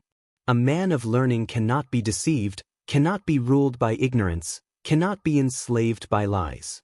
Learning is not only for the young, it is for the lifetime. The moment you stop learning, you begin to decay. The moment you stop growing, you begin to die. Every great man you admire was a student until his last breath. Every empire that lasted learned endlessly. Every invention that mattered was born of learning without end. Learning is not entertainment, it is responsibility. To know more is to become more. To learn is to carry obligation, to transform knowledge into service, to turn wisdom into leadership. Learning is not accumulation, it is application. So I tell you this, never stop learning. Learn from books. Learn from history. Learn from failure. Learn from betrayal. Learn from pain. Learn from silence. Learn from critics. Learn from allies. Learn from enemies. Learn from every experience life throws at you. And do it in silence, not to boast of your knowledge, but to sharpen your soul. For learning is the eternal discipline. Without it you rot. With it you rise. Without it you collapse into ignorance. With it, you evolve into immortality. The mind that learns endlessly is the mind that builds endlessly. The soul that learns endlessly is the soul that cannot be destroyed. Learning is not the path to success, it is success itself. Chapter 12, The Silent Law of Patience. Patience is the silent law that governs all achievement, the invisible thread that binds purpose, discipline, belief, resilience, and learning together into something lasting. Without patience, dreams are abandoned too early, visions are shattered before they mature, and seeds are ripped from the soil before they bear fruit. Patience is not passive waiting. It is not weakness. It is strength held in reserve, power restrained for the right moment, endurance stretched across years, conviction anchored in time. Patience is the discipline of trusting the process when results have not yet appeared. Every man and woman remembered by history mastered patience. They did not demand instant success. They did not collapse when progress was slow. They understood that time is not an enemy, but an ally, that delay is not denial, that waiting is not wasting, that struggle is not meaningless. They allowed time to refine them, to shape them, to harden them. Abraham Lincoln lived through decades of defeat. He lost elections again and again, watched his reputation collapse, endured humiliations so bitter it nearly destroyed him. Yet he did not surrender. He carried patience. He allowed time to prepare him, failure to instruct him, scars to deepen him. By the time destiny placed him in the presidency, he was no longer a shallow man seeking office. He was a refined leader forged by years of patient suffering. Without patience, he would have quit long before history remembered him. With patience, he became the steady hand that guided a fractured nation. Thomas Edison spent years failing in obscurity. The world did not celebrate him when his experiments collapsed. The newspapers mocked him, investors doubted him, rivals laughed at him. But Edison had patience. He was willing to fail 10,000 times, because he trusted that the light he envisioned would eventually burn. Patience allowed him to endure endless nights, endless ridicule, endless exhaustion. And when success finally came, it was not sudden. It was the fruit of patience made visible. Henry Ford's factories were not born overnight. His assembly line was not created in a single burst of inspiration. It took years of refinement, years of testing, years of mistakes. He faced bankruptcy, rejection, mockery. But patience allowed him to persist, to rebuild, to refine. The impatient would have quit. Ford waited, endured, adjusted. His patience gave the world an industry. Walt Disney endured years of rejection. He was told he had no talent, that his stories were foolish, that his imagination was worthless. He built studios only to lose them. He created characters only to have them stolen. But he carried patience. He trusted his vision even when no one else did. He endured poverty, betrayal, and mockery. His castles did not rise in days, they rose in decades. Patience turned his failures into stepping stones, his betrayals into lessons, his struggles into fuel. Andrew Carnegie rose from poverty not in a sudden leap but in a slow climb. He worked in factories, saved pennies, studied while exhausted. For years he endured obscurity. But patience allowed him to build, step by step, until steel rose from his hands and wealth filled his grasp. And when he chose to give his fortune away, he did not do it rashly. He invested in libraries, schools, and institutions that would stand for generations. His patience transformed money into legacy. Patience is strength under control. The impatient demand results now, recognition now, victory now. They burn out quickly, collapse when progress delays, abandon their path when storms come. The patient endure, knowing that greatness is slow, that monuments take decades, that legacies take lifetimes. The impatient are forgotten. The patient are immortal. Patience is silence with depth. You do not need to announce your progress every moment. You do not need to justify why results are not immediate. You work quietly, build slowly, endure invisibly. And when the results come, they roar so loudly that no explanation is needed. Patience makes silence powerful. Patience is faith stretched across time. It is the belief that what you plant will grow, even if the soil looks barren.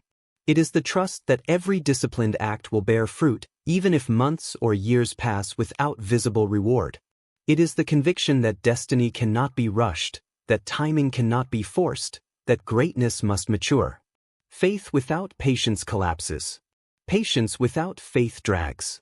Together, they create unstoppable endurance. Patience is painful. It demands that you keep working when no applause comes, that you keep building when no one notices, that you keep believing when no evidence appears. It demands that you endure mockery, doubt, and loneliness.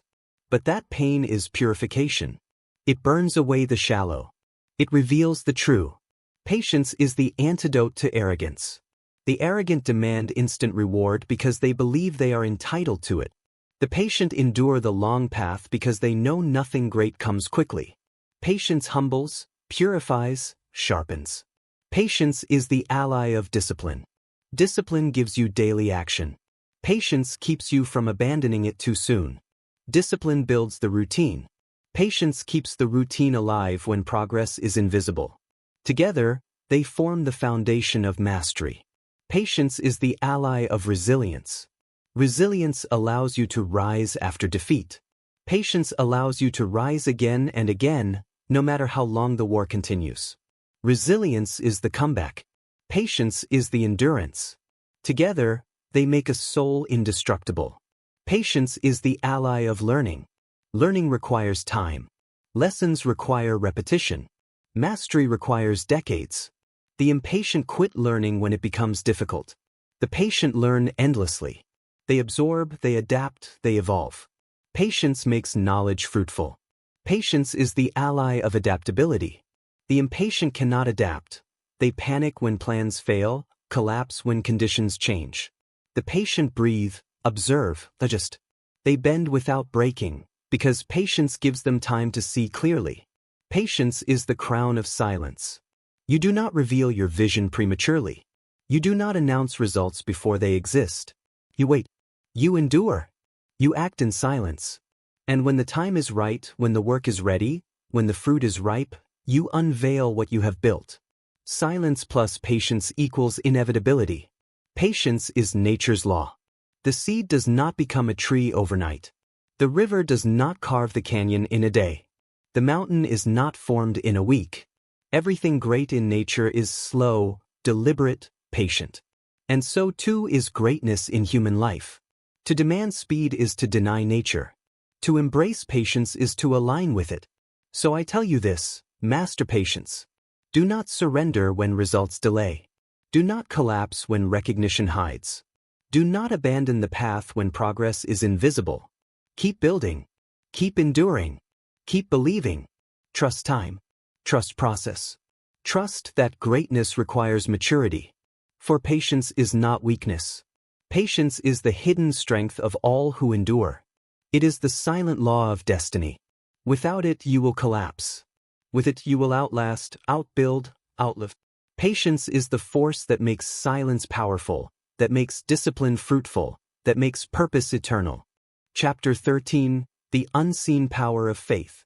Faith is the invisible engine of destiny, the silent fire that burns when every candle goes out, the compass that points forward when the path is covered in darkness.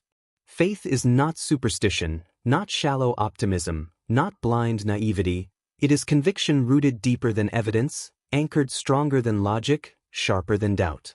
Faith is the power to move without guarantees, to act without applause, to endure without visible reward. It is the belief that what you do matters, even if the world laughs, even if the world doubts, even if the world denies.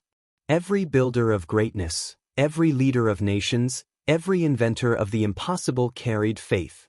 Without it, they would have collapsed under the weight of ridicule, betrayal, and failure. Faith was not their last resource. It was their first weapon. It gave them courage when fear screamed louder. It gave them strength when energy failed. It gave them vision when the present looked like ruin. Abraham Lincoln carried faith when his world fell apart. He had no evidence that he could lead a divided nation.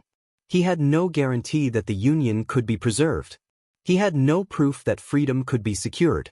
But he carried faith, faith that justice was stronger than oppression, that unity was stronger than division, that purpose was stronger than chaos.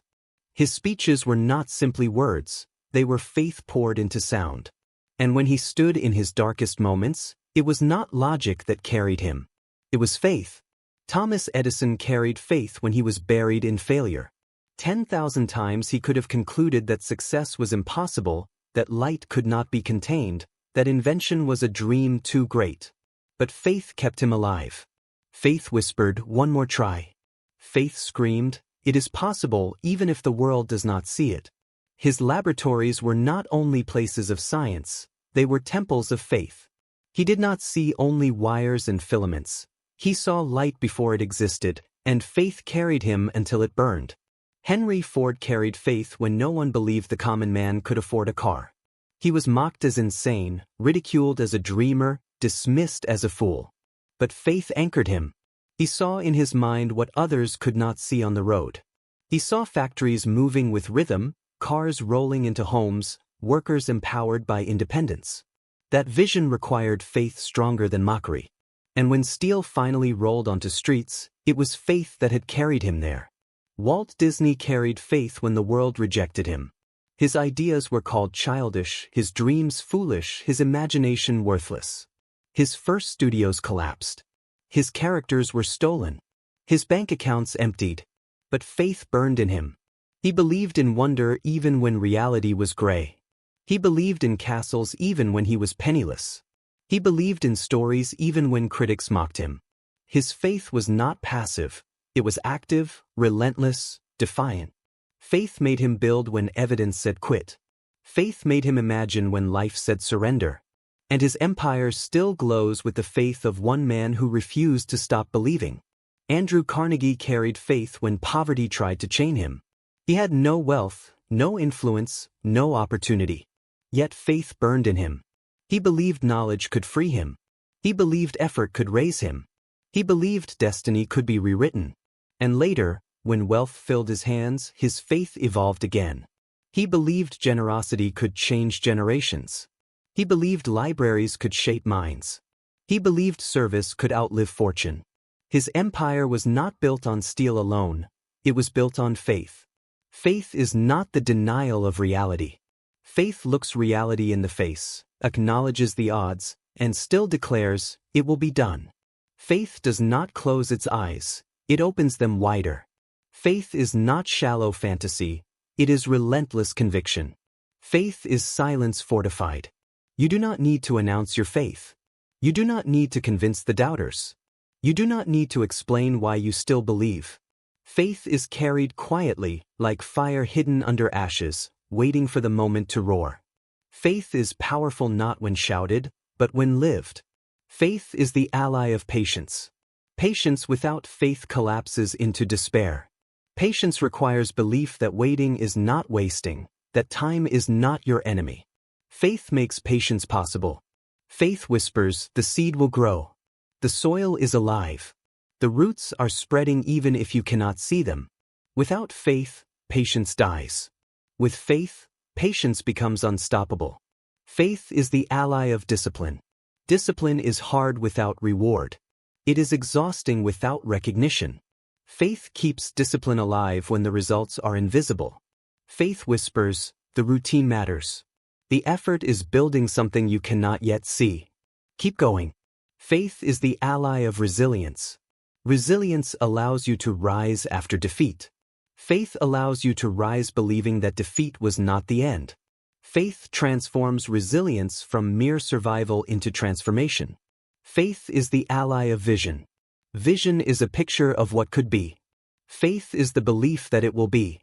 Vision without faith is fantasy. Faith without vision is wandering. Together, they are destiny incarnate. Faith transforms fear. Fear looks at the unknown and trembles. Faith looks at the unknown and sees possibility. Fear whispers, what if it fails? Faith answers, what if it succeeds? Fear freezes. Faith moves. Faith transforms loneliness. The path of greatness is often walked alone.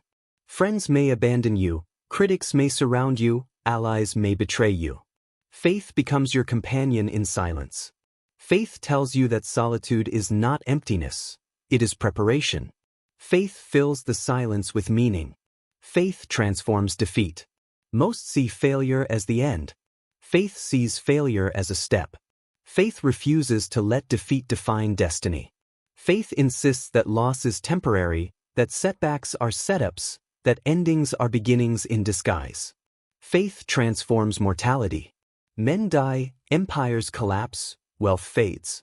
But faith allows you to plant seeds that grow beyond your life, to build legacies that echo after your breath has ended. Faith whispers that you are part of something greater, that your work will outlive you, that your silence will one day roar through centuries. Faith is not weakness. It is not escape. It is the deepest strength of the human spirit. It is what makes men endure when logic says collapse, what makes women rise when evidence says surrender, what makes builders create when the world says impossible. So I tell you this, guard your faith. Protect it in silence. Do not waste it on critics, do not expose it to envy, do not let mockery kill it. Carry it like a hidden flame, feed it daily with discipline, water it with patience, strengthen it with learning. And when the time is right, Let your results reveal what your faith has built. For faith is the unseen power. It cannot be measured, it cannot be weighed, it cannot be explained, but it moves mountains, builds empires, and carves names into eternity. Faith is the force that makes silence meaningful, that makes patience bearable, that makes purpose unbreakable. Without faith, even the strongest collapse.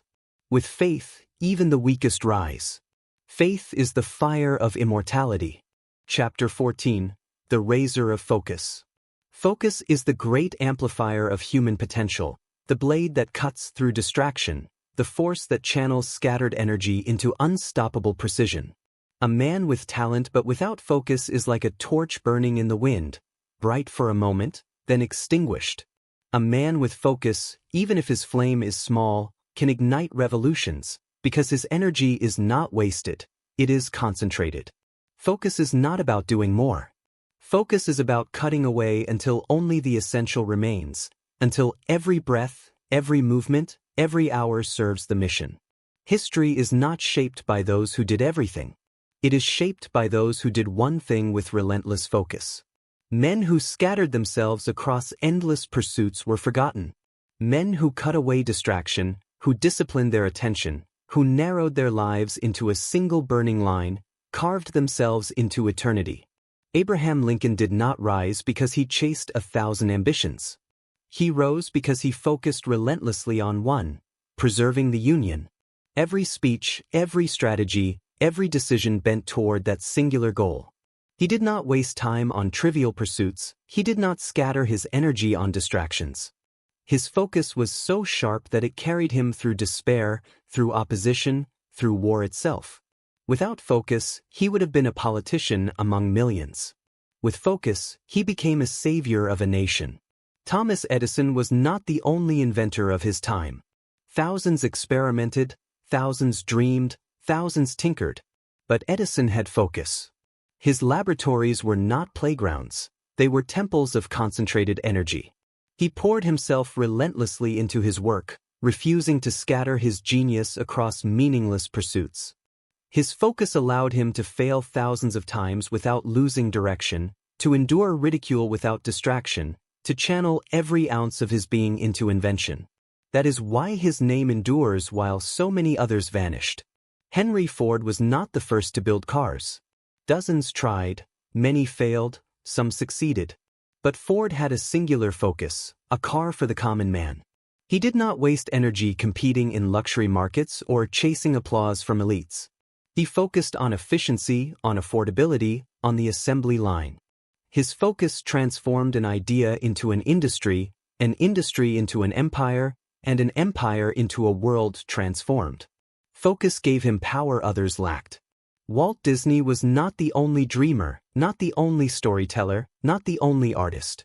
But Disney had focus that bordered on obsession. He focused on imagination, on storytelling, on wonder. He ignored the critics who mocked him, ignored the bankers who doubted him, ignored the betrayers who stole from him. He refused to scatter his vision into trivialities. He concentrated his entire being into creating worlds of magic. His focus built castles. His focus gave birth to timeless characters. His focus outlived him.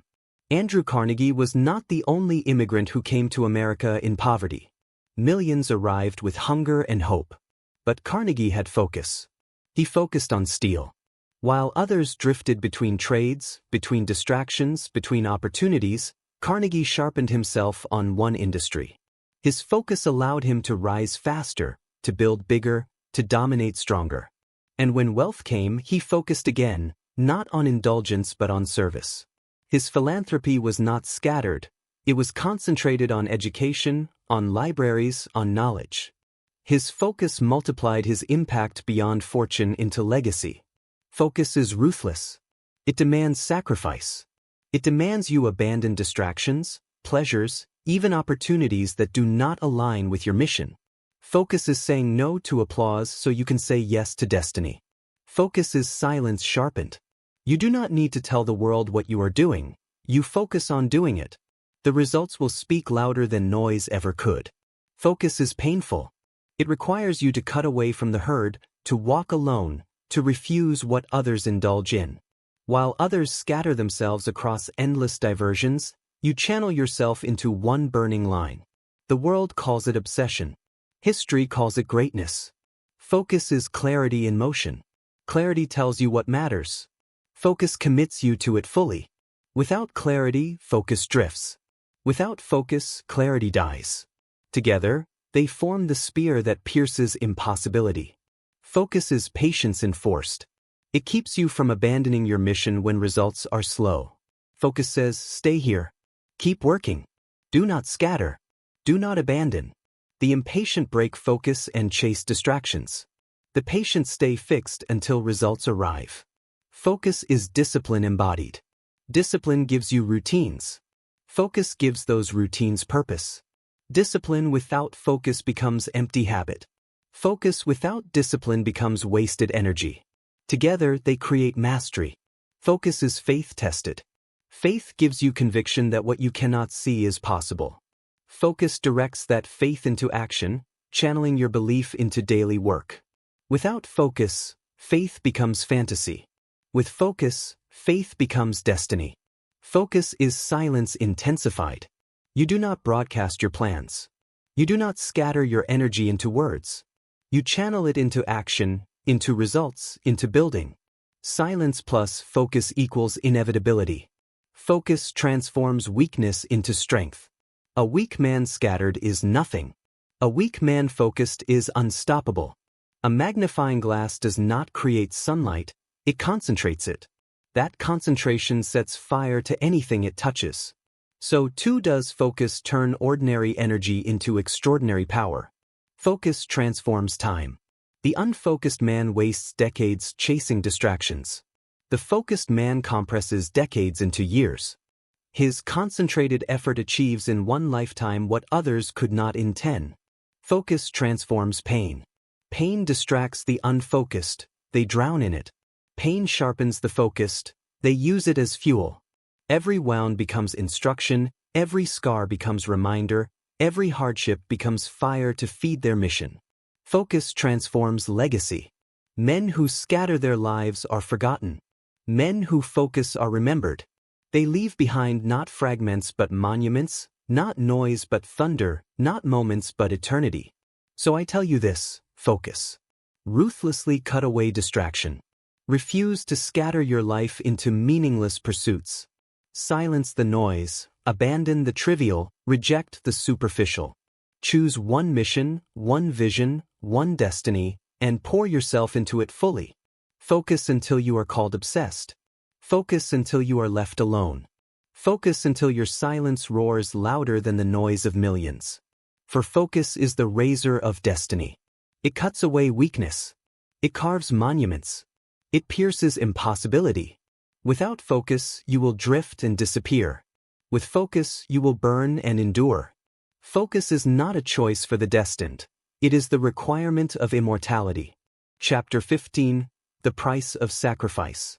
Sacrifice is the currency of greatness. Nothing magnificent, nothing eternal, nothing that reshapes the world has ever been achieved without it. Every monument you see, every invention you use, every freedom you enjoy, every empire you live under was purchased with sacrifice. Sacrifice is not optional. It is the unavoidable law of destiny. You cannot hold everything and expect to rise. To climb, you must let go. To build, you must pay. To create, you must bleed. Sacrifice is the iron price written in the fabric of the universe. The modern world tries to sell illusions of comfort, shortcuts, ease. But history testifies to a harsher truth. The road to greatness is paved with what you give up, not what you keep. Sacrifice is the weight that crushes the weak and elevates the strong. Most people are willing to dream, to wish, to hope. Few are willing to sacrifice. And that is why the few become immortal, while the many vanish in obscurity. Abraham Lincoln sacrificed comfort, sacrificed peace, sacrificed popularity. He did not pursue the presidency to be adored. He carried the burden to preserve a nation. He endured insults, betrayals, hatred. He bore the deaths of soldiers, the cries of widows, the grief of a divided people. His health deteriorated, his face aged in years, His spirit carried sorrow so deep it could break a man. That was the sacrifice. And yet, he endured it willingly, because his vision was greater than his comfort. His sacrifice birthed freedom. Thomas Edison sacrificed sleep, sacrificed wealth, sacrificed reputation. He lived in his laboratories, worked himself to exhaustion, risked fortune after fortune on experiments that failed endlessly. He was called a fool, a fraud, a dreamer lost in fantasy. But he kept sacrificing his time, his energy, his life. He paid the price of 10,000 failures, and in return, he gave the world light. Without sacrifice, his genius would have rotted into obscurity. With sacrifice, his genius illuminated the earth. Henry Ford sacrificed stability, sacrificed acceptance, sacrificed conformity. He did not choose the safe path. He risked bankruptcy, endured ridicule, shattered traditions. He sacrificed luxury to pursue efficiency, sacrificed peace to pursue revolution, sacrificed approval to pursue transformation. He gave his life not to luxury cars for the elite, but to machines for the worker, the farmer, the family. His sacrifice redefined progress. Walt Disney sacrificed everything again and again. He sacrificed security when he left home with nothing but a dream. He sacrificed comfort when he slept in his studio, starving while creating. He sacrificed wealth when his companies collapsed, only to rebuild from ashes. He sacrificed relationships, time, health, all for the sake of a vision that seemed absurd to others. Every castle you see in his world is built not of stone but of sacrifice. Every smile in his kingdom was purchased with his suffering. His sacrifice turned poverty into magic. Andrew Carnegie sacrificed childhood. While others played, he labored in factories. He sacrificed rest, sleep, ease, to read at night by dim light after brutal shifts. He sacrificed present comfort to invest in future greatness. Later, when wealth crowned him, he sacrificed indulgence for service, fortune for legacy. His libraries, his institutions, his philanthropy, these were not born of luxury but of sacrifice. His life testified that sacrifice is not loss, but transformation. Sacrifice is not destruction. It is exchange. You trade something lesser for something greater. You give up temporary pleasure for permanent purpose, shallow comfort for eternal impact, fleeting ease for lasting greatness. Those who refuse sacrifice cling to what they cannot keep and lose what they could have built.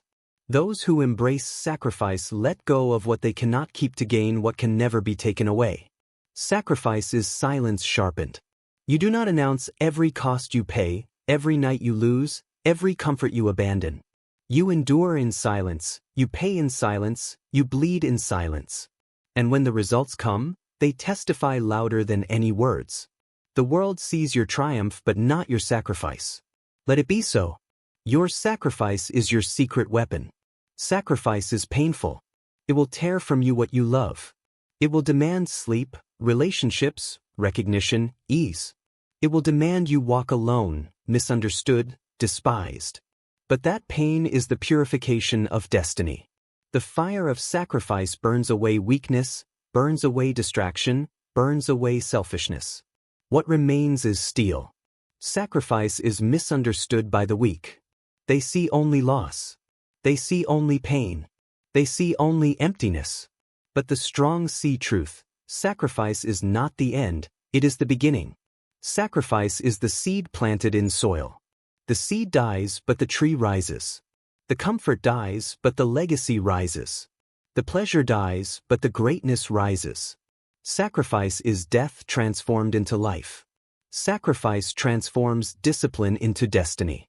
Discipline without sacrifice is shallow. It endures only when convenient. Sacrifice gives discipline weight, meaning, depth. Discipline says, I will do what is hard. Sacrifice says, I will give up what is easy so I can do what is hard endlessly. Sacrifice transforms patience into power. Patience endures waiting. Sacrifice endures loss. Together, they create resilience beyond breaking.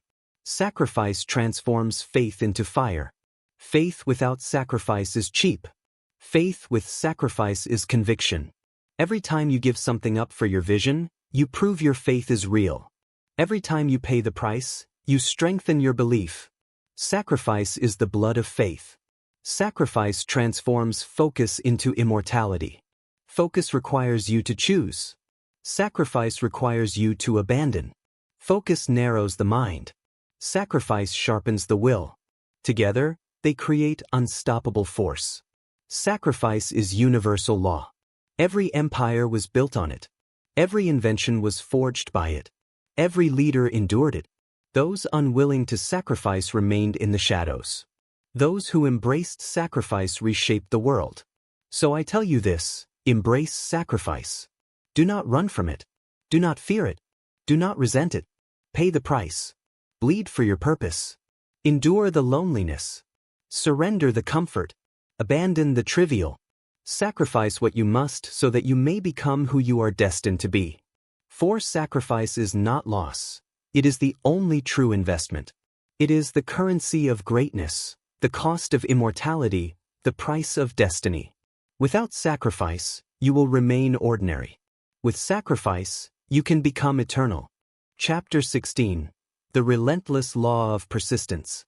Persistence is the heartbeat of greatness, the rhythm that carries a soul through storms, the unyielding march forward when strength is gone, when hope is dim, when the world has turned its back. Persistence is not glamour, it is grind. It is not brilliance, it is stubborn endurance. It is the refusal to stop, the refusal to quit, the refusal to surrender even when surrender looks easier, safer, more logical. Persistence is the bridge between sacrifice and triumph, the fire that keeps burning long after the applause has faded, the fuel that keeps moving long after energy has died. Every great story in history is written not in sudden moments of brilliance but in long chapters of persistence. Men and women remembered centuries later were not simply talented, they were relentless. They kept walking when others sat down, kept building when others collapsed, kept fighting when others fled. Their greatness was not an accident. It was persistence made flesh. Abraham Lincoln is remembered as a symbol of persistence. He lost more elections than he won. He endured humiliation after humiliation. He faced failure after failure. Most men would have surrendered, would have abandoned politics, would have accepted obscurity. But Lincoln persisted. He rose from defeat again and again, sharpening himself with each loss, growing harder with each rejection.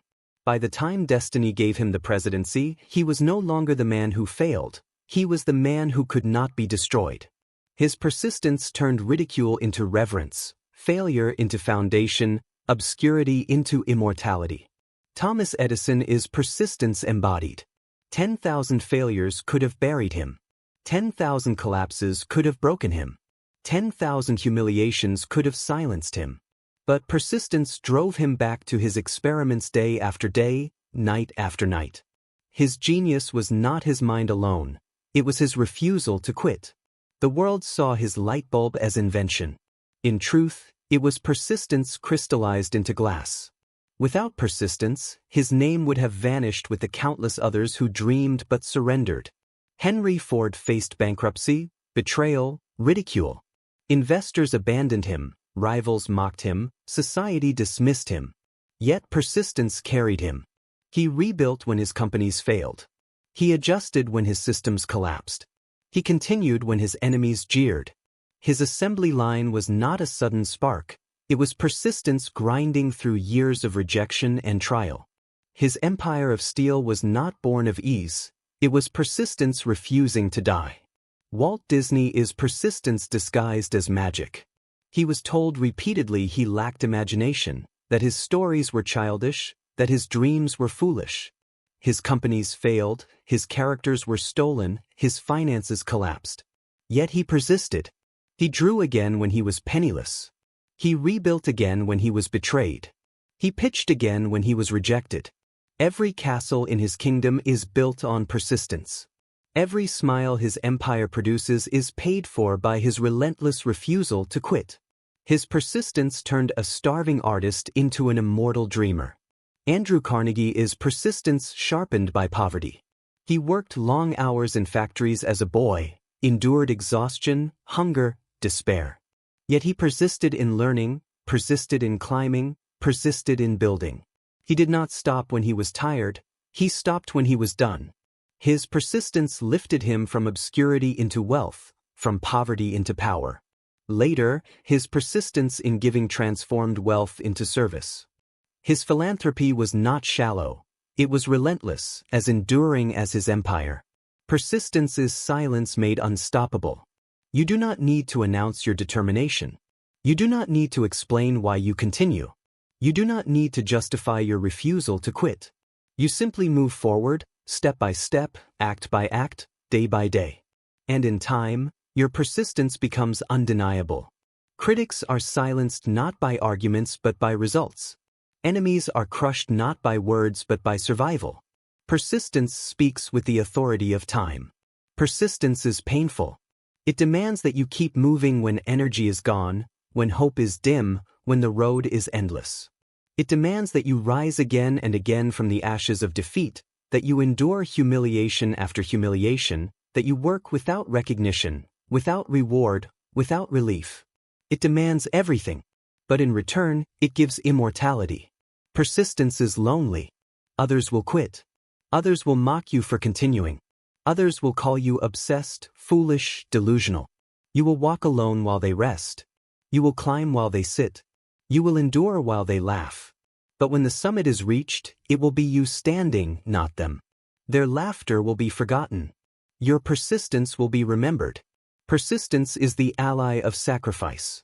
Sacrifice is giving up. Persistence is not giving in. Sacrifice says, I will lose comfort for destiny. Persistence says, I will not stop until destiny is mine. Together, they make greatness inevitable. Persistence is the ally of patience. Patience waits. Persistence moves. Patience endures time. Persistence endures resistance. Together, they are unstoppable. Persistence is the ally of resilience.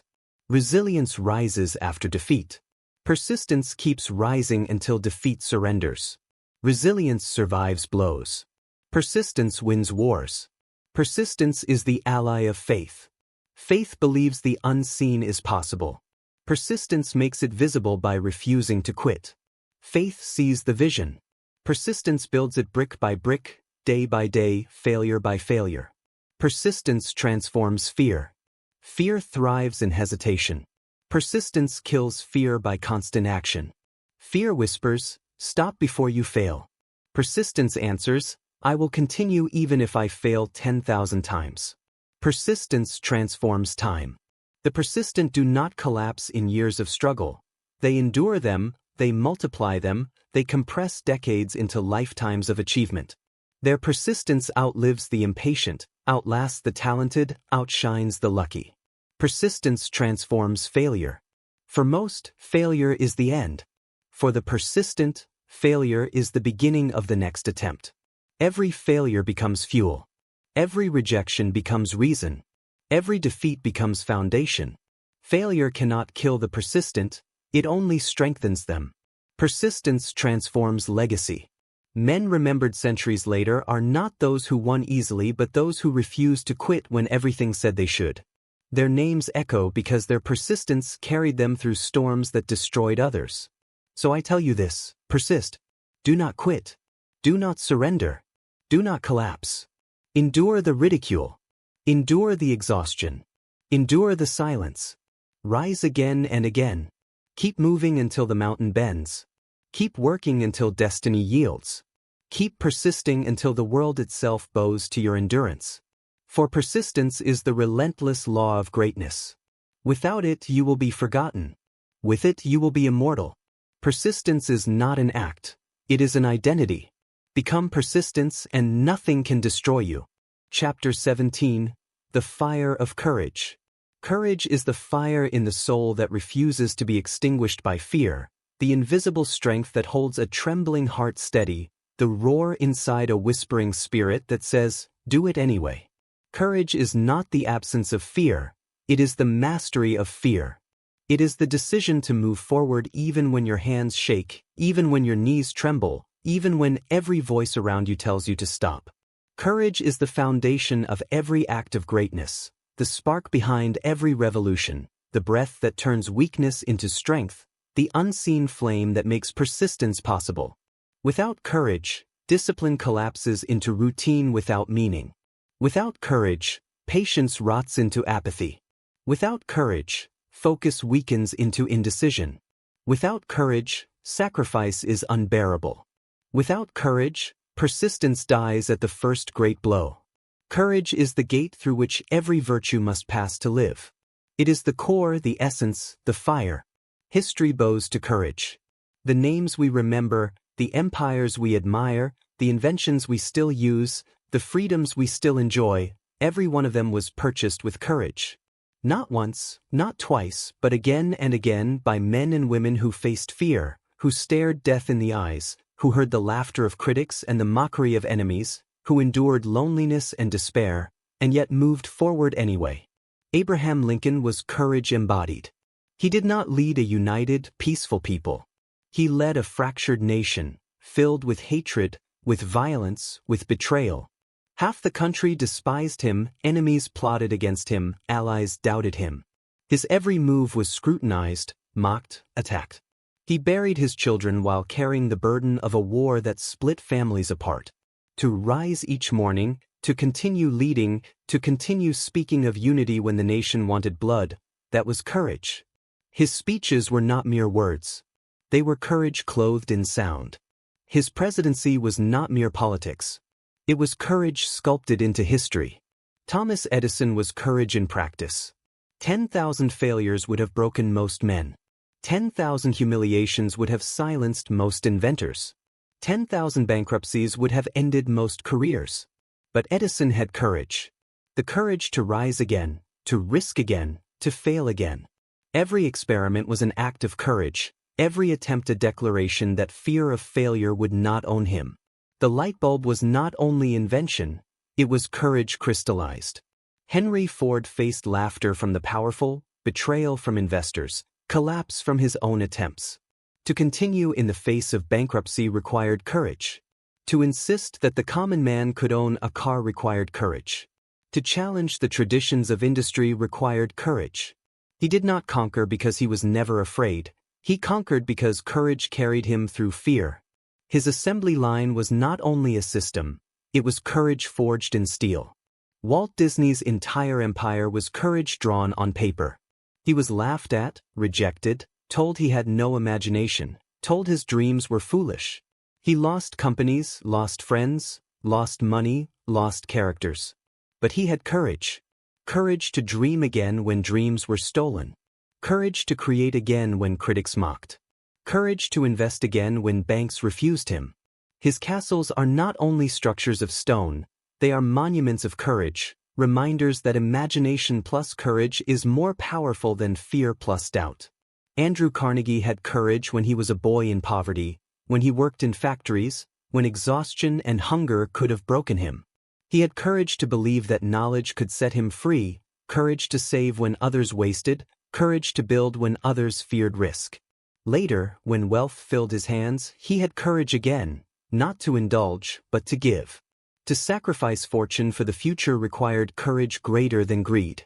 His libraries, his institutions, his legacies are courage poured into stone and ink. Courage is silence with fire inside it. You do not need to tell the world you are brave. Courage is proven not in words but in action. It is silent steps taken when no one else dares to move. It is the refusal to surrender when surrender is expected. It is the endurance of storms without the need to announce your strength. Courage is quiet, but its results thunder. Courage is painful. It demands that you face rejection, betrayal, humiliation, suffering. It demands that you step into uncertainty, into risk, into the unknown. It demands that you bleed without assurance of victory. But that pain is the test of destiny. The coward never pays it, and so remains forgotten. The courageous endure it, and so are remembered forever. Courage is not born once, it must be born every day. Every sunrise demands courage to rise again, to continue when exhausted, to persist when hopeless, to act when terrified. Courage is not a single moment, it is a constant rebirth. It is the daily choice to live by purpose instead of by fear. Courage transforms fear. Fear paralyzes the weak, but fuels the courageous. Fear sharpens their senses, strengthens their will, intensifies their purpose. The courageous do not deny fear, they master it, they ride it, they turn it into fuel. Courage transforms sacrifice. Without courage, sacrifice feels unbearable, meaningless, cruel. With courage, sacrifice becomes noble, purposeful, eternal. Every empire was purchased by courage's willingness to endure loss. Courage transforms patience. Without courage, patience collapses into apathy. With courage, patience becomes power, the willingness to wait not in weakness, but in strength. Courage transforms resilience. Without courage, resilience rises only once or twice. With courage, resilience rises endlessly. Courage gives resilience fire. Courage transforms focus. Focus demands you cut away distractions. Courage gives you the will to do it. Courage transforms faith. Faith believes in the unseen. Courage acts on that belief. Faith is vision. Courage is movement.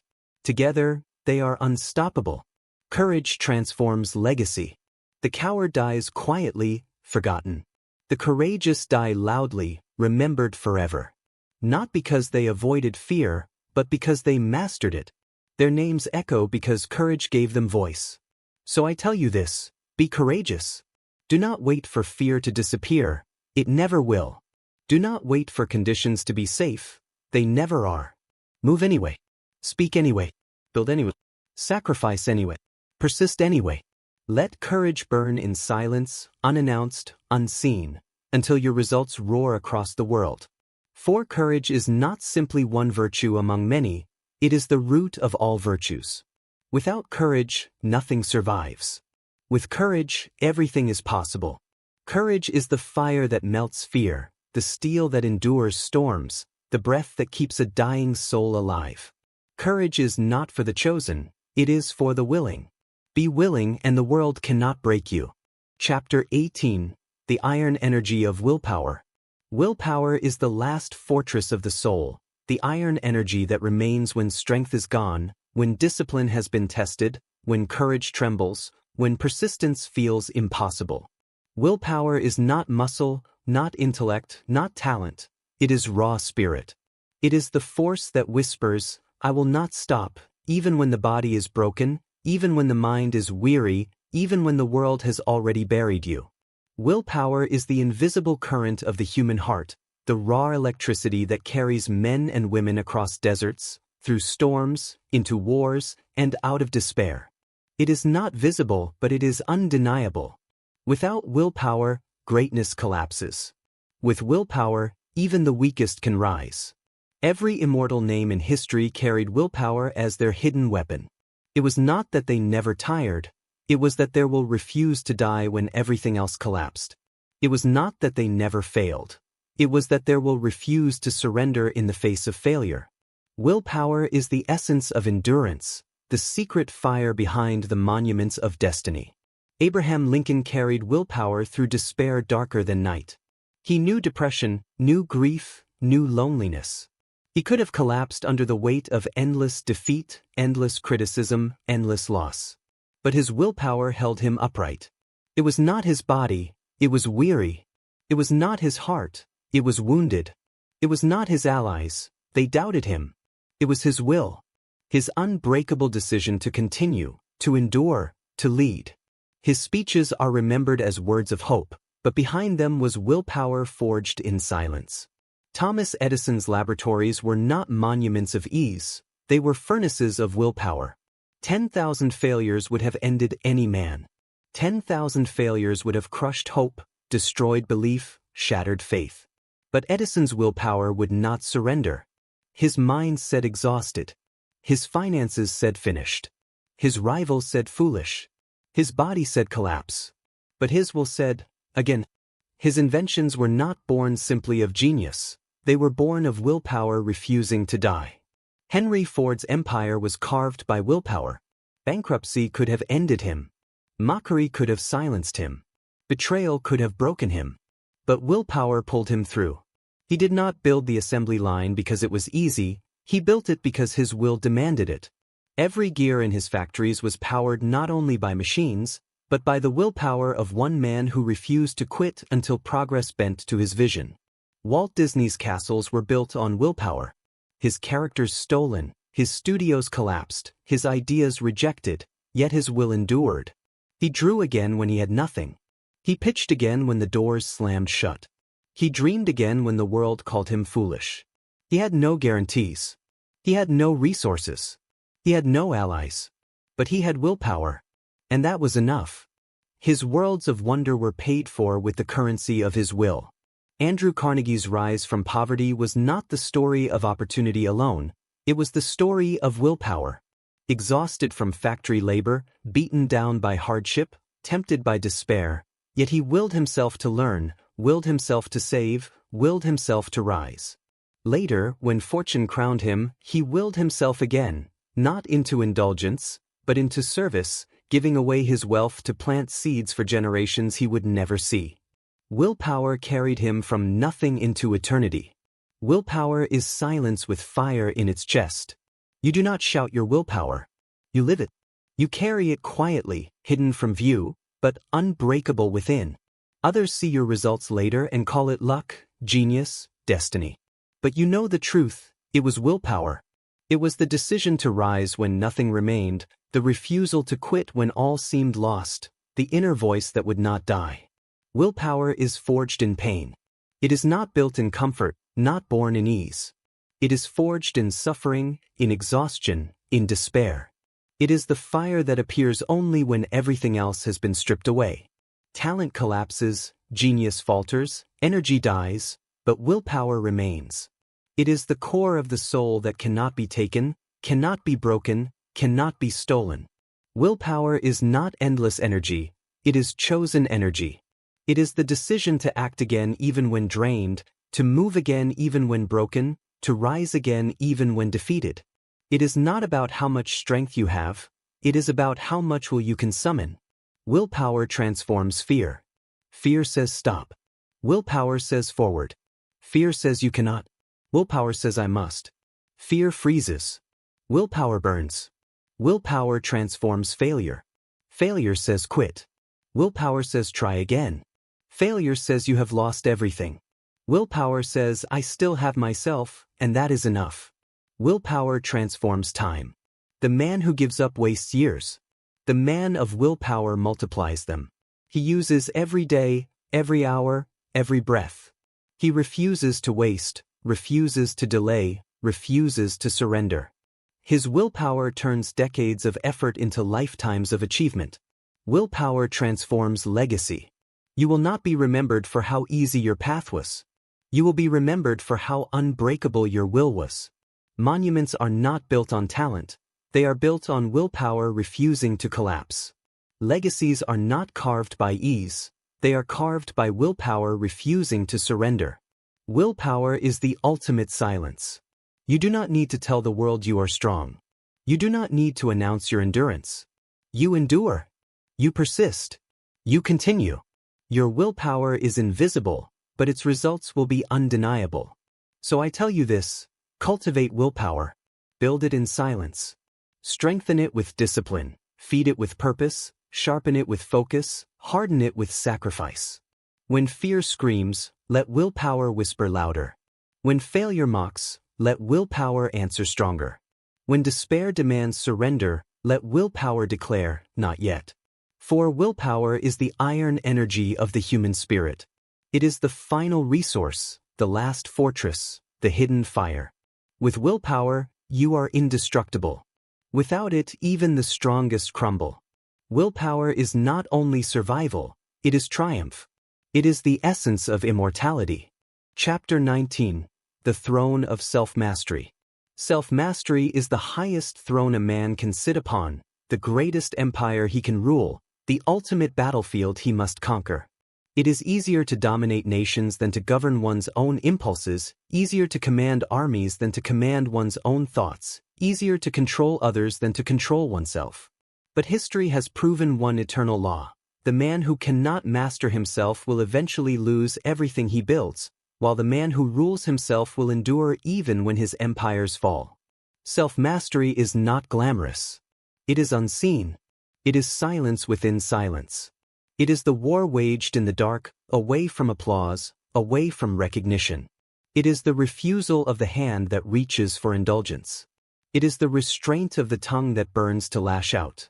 It is the control of the mind that races into fear. It is the discipline of the soul that refuses to be enslaved by craving. Self-mastery is the art of owning yourself so completely that nothing outside you can break you. Abraham Lincoln carried self-mastery in his heart. He was ridiculed, insulted, despised, yet he mastered his anger. He could have answered hatred with hatred, venom with venom, violence with violence. But he mastered himself. He responded not with rage, but with reason. He controlled not only his words but his emotions, his impulses, his entire being. That mastery allowed him to unite a fractured nation, to remain steady when chaos demanded collapse, to lead with dignity when others crumbled under fury. His greatness was not only in what he accomplished, it was in how he ruled himself while accomplishing it. Thomas Edison mastered himself through failure. He did not allow despair to enslave him, did not allow ridicule to paralyze him, did not allow exhaustion to silence him. He mastered his impulses to quit, his temptations to surrender, his weakness to collapse. His inventions were not simply the product of genius, they were the product of self-mastery. Without it, he would have given up long before history knew his name. With it, he endured until light was born. Henry Ford mastered his vision against ridicule. He was mocked, betrayed, abandoned. He could have responded with bitterness, with rage, with collapse. But he mastered himself. He controlled his impulses, focused his mind, governed his will. His assembly line was not only a system of machines, it was a reflection of the discipline of his mind. He mastered distraction, mastered despair, mastered doubt. And that mastery transformed him from a dreamer into a giant. Walt Disney mastered himself against betrayal and poverty. He could have collapsed into bitterness when his characters were stolen. He could have drowned in despair when his studios failed. He could have abandoned his dreams when banks rejected him. But he mastered his spirit. He chose to dream again, to create again, to rise again. His castles were not only built from imagination, they were built from self-mastery. Without it, his creativity would have been swallowed by despair. With it, his creativity became immortal. Andrew Carnegie mastered himself against poverty. He was exhausted from labor, beaten down by hardship, surrounded by despair.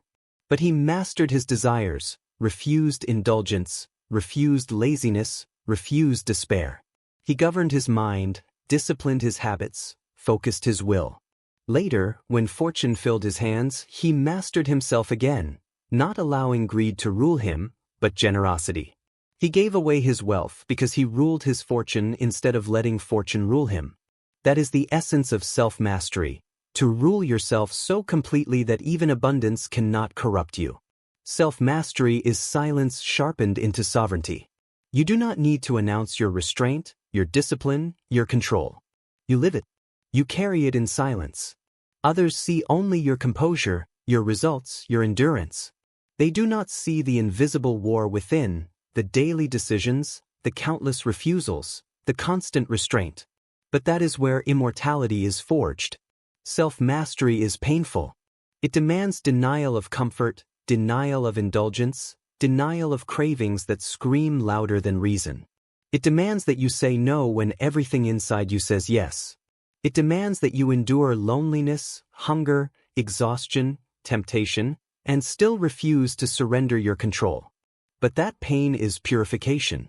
Self-mastery burns away weakness, burns away dependence, burns away slavery to desire. What remains is freedom. For the man who masters himself is free. Free from addiction. Free from manipulation.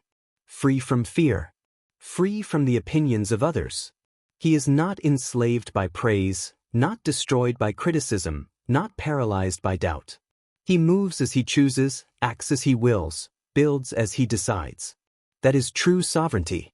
Nations may rise and fall. Empires may collapse. Wealth may vanish.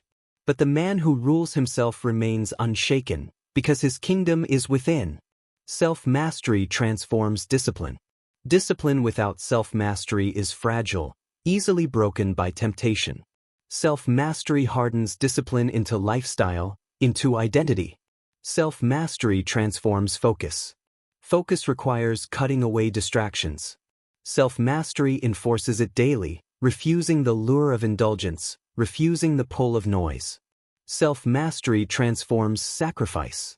Sacrifice without mastery feels unbearable. Self-mastery makes sacrifice noble, purposeful, natural. Self-mastery transforms courage. Courage faces fear. Self-mastery silences panic, controls emotion, governs impulse so that courage can shine steadily. Self-mastery transforms willpower. Willpower is energy. Self-mastery directs that energy wisely, refusing to waste it, refusing to scatter it. Self-mastery transforms legacy. Many build empires but are destroyed by their own lack of control, by arrogance, by indulgence, by greed. Their names collapse with their self-destruction. But those who master themselves leave legacies that endure. Their control becomes their immortality. So I tell you this, seek self-mastery above all else. Rule yourself. Govern your mind, your tongue, your desires, your habits. Master your impulses. Command your emotions. Control your appetites. Be the sovereign of your soul. For if you cannot master yourself, you cannot master anything. But if you do master yourself, nothing can master you. For self-mastery is the throne of greatness. Without it, empires collapse. With it, even in poverty, you are free. Without it, discipline dies. With it, destiny lives. Without it, you are a slave to the world. With it, you are sovereign of yourself. Self-mastery is not only the foundation of success, it is the crown of immortality. Chapter 20, The Crown Jewel of Vision. Vision is the crown jewel of the human spirit, the fire in the eyes that pierces through fog, the unseen horizon that pulls a soul forward when the present looks like ruin. Vision is not eyesight, it is insight. It is not what the eyes perceive, it is what the soul believes. Vision is the ability to see what does not exist, to hold in the mind a future invisible to all others, to carry that image like a flame through storms, through ridicule, through defeat, until reality bends to match it. Without vision, discipline is blind. Without vision, sacrifice is wasted. Without vision, persistence is aimless. Without vision, courage is reckless. Without vision, self-mastery is hollow. Vision is the map. Vision is the compass. Vision is the throne upon which destiny sits. The man without vision may work hard, may fight bravely, may endure pain, but he builds nothing lasting, because he has no picture of what he seeks. The man with vision may suffer longer, may bleed deeper, may walk alone, but he creates, because he sees what others cannot. Abraham Lincoln carried vision greater than politics. He did not see only a divided country. He saw a united people. He did not see only war, he saw peace. He did not see only chains, he saw freedom. His vision was not popular. It was ridiculed, resisted, attacked. But he held it in silence, carried it through despair, fought for it when it seemed impossible. His vision became his anchor. And when history tested him with blood and fire, it was vision that gave him endurance. His speeches lived not because they were clever, but because they were vision spoken aloud. Thomas Edison did not simply see wires and filaments. He saw light before it existed. He saw nights turned into days, cities glowing with energy, the world transformed by electricity. Others saw failure, he saw possibility. Others saw 10,000 broken experiments, he saw 10,000 steps toward the vision in his mind. His laboratories were not only filled with machines, they were filled with vision. And when light finally burned in the glass, it was not simply invention, it was vision made visible. Henry Ford did not simply see machines. He saw cars in every household, families traveling freely, workers empowered by mobility. He saw not luxury for the elite, but progress for the masses. His vision was mocked, ridiculed, dismissed. Investors abandoned him, critics laughed. But he carried the vision. He saw what others could not. And when the assembly line roared to life, his vision reshaped the world. Walt Disney's life was vision incarnate. He did not see only drawings. He saw worlds of wonder, castles rising from imagination, characters living beyond paper. He saw joy in places where reality gave despair. His vision was so wild it seemed childish, so impossible it seemed delusional. But he carried it in silence, nurtured it in poverty, protected it in betrayal. His vision burned through rejection after rejection, until finally, it became reality. Every park, every castle, every film is not only art, it is vision brought to life. Andrew Carnegie's vision was not only of steel. He saw knowledge transforming the poor. He saw libraries in every city, books in the hands of the working class, opportunities rising from education. His vision carried him beyond greed into service, beyond wealth into legacy. His steel empire may have built his fortune, but his vision of knowledge built his immortality. Vision is silence crowned with fire. You do not need to tell the world what you see. You do not need to convince the blind of your sight. You carry it quietly, like a secret flame. You nurture it in the hidden chambers of your soul. You feed it with patience, protect it with discipline, strengthen it with sacrifice. You let the vision grow in silence until one day it bursts forth undeniable. Vision is painful. It isolates you. It makes you different. Others cannot see what you see. They laugh, they mock, they doubt. They call you foolish, delusional, naive. You walk alone, carrying a fire they cannot comprehend. That is the cost of vision. But that loneliness is proof you are on a higher path. For vision does not belong to the crowd, it belongs to the chosen. Vision transforms pain. Pain without vision is suffering. Pain with vision is fuel. The man who sees the future can endure the agony of the present, because he knows it is temporary. He knows it is a step, a season, a price. Vision makes pain bearable, even noble. Vision transforms patience. Patience without vision feels like waiting in vain. Patience with vision feels like trust, like incubation, like growth in silence. Vision transforms sacrifice. Sacrifice without vision feels like loss. Sacrifice with vision feels like investment. Vision transforms courage. Courage without vision risks everything for nothing. Courage with vision risks everything for eternity. Vision transforms persistence. Persistence without vision is stubbornness. Persistence with vision is destiny. Vision transforms self-mastery. Self-mastery without vision can become pride. Self-mastery with vision becomes service. Vision is the inheritance of immortality.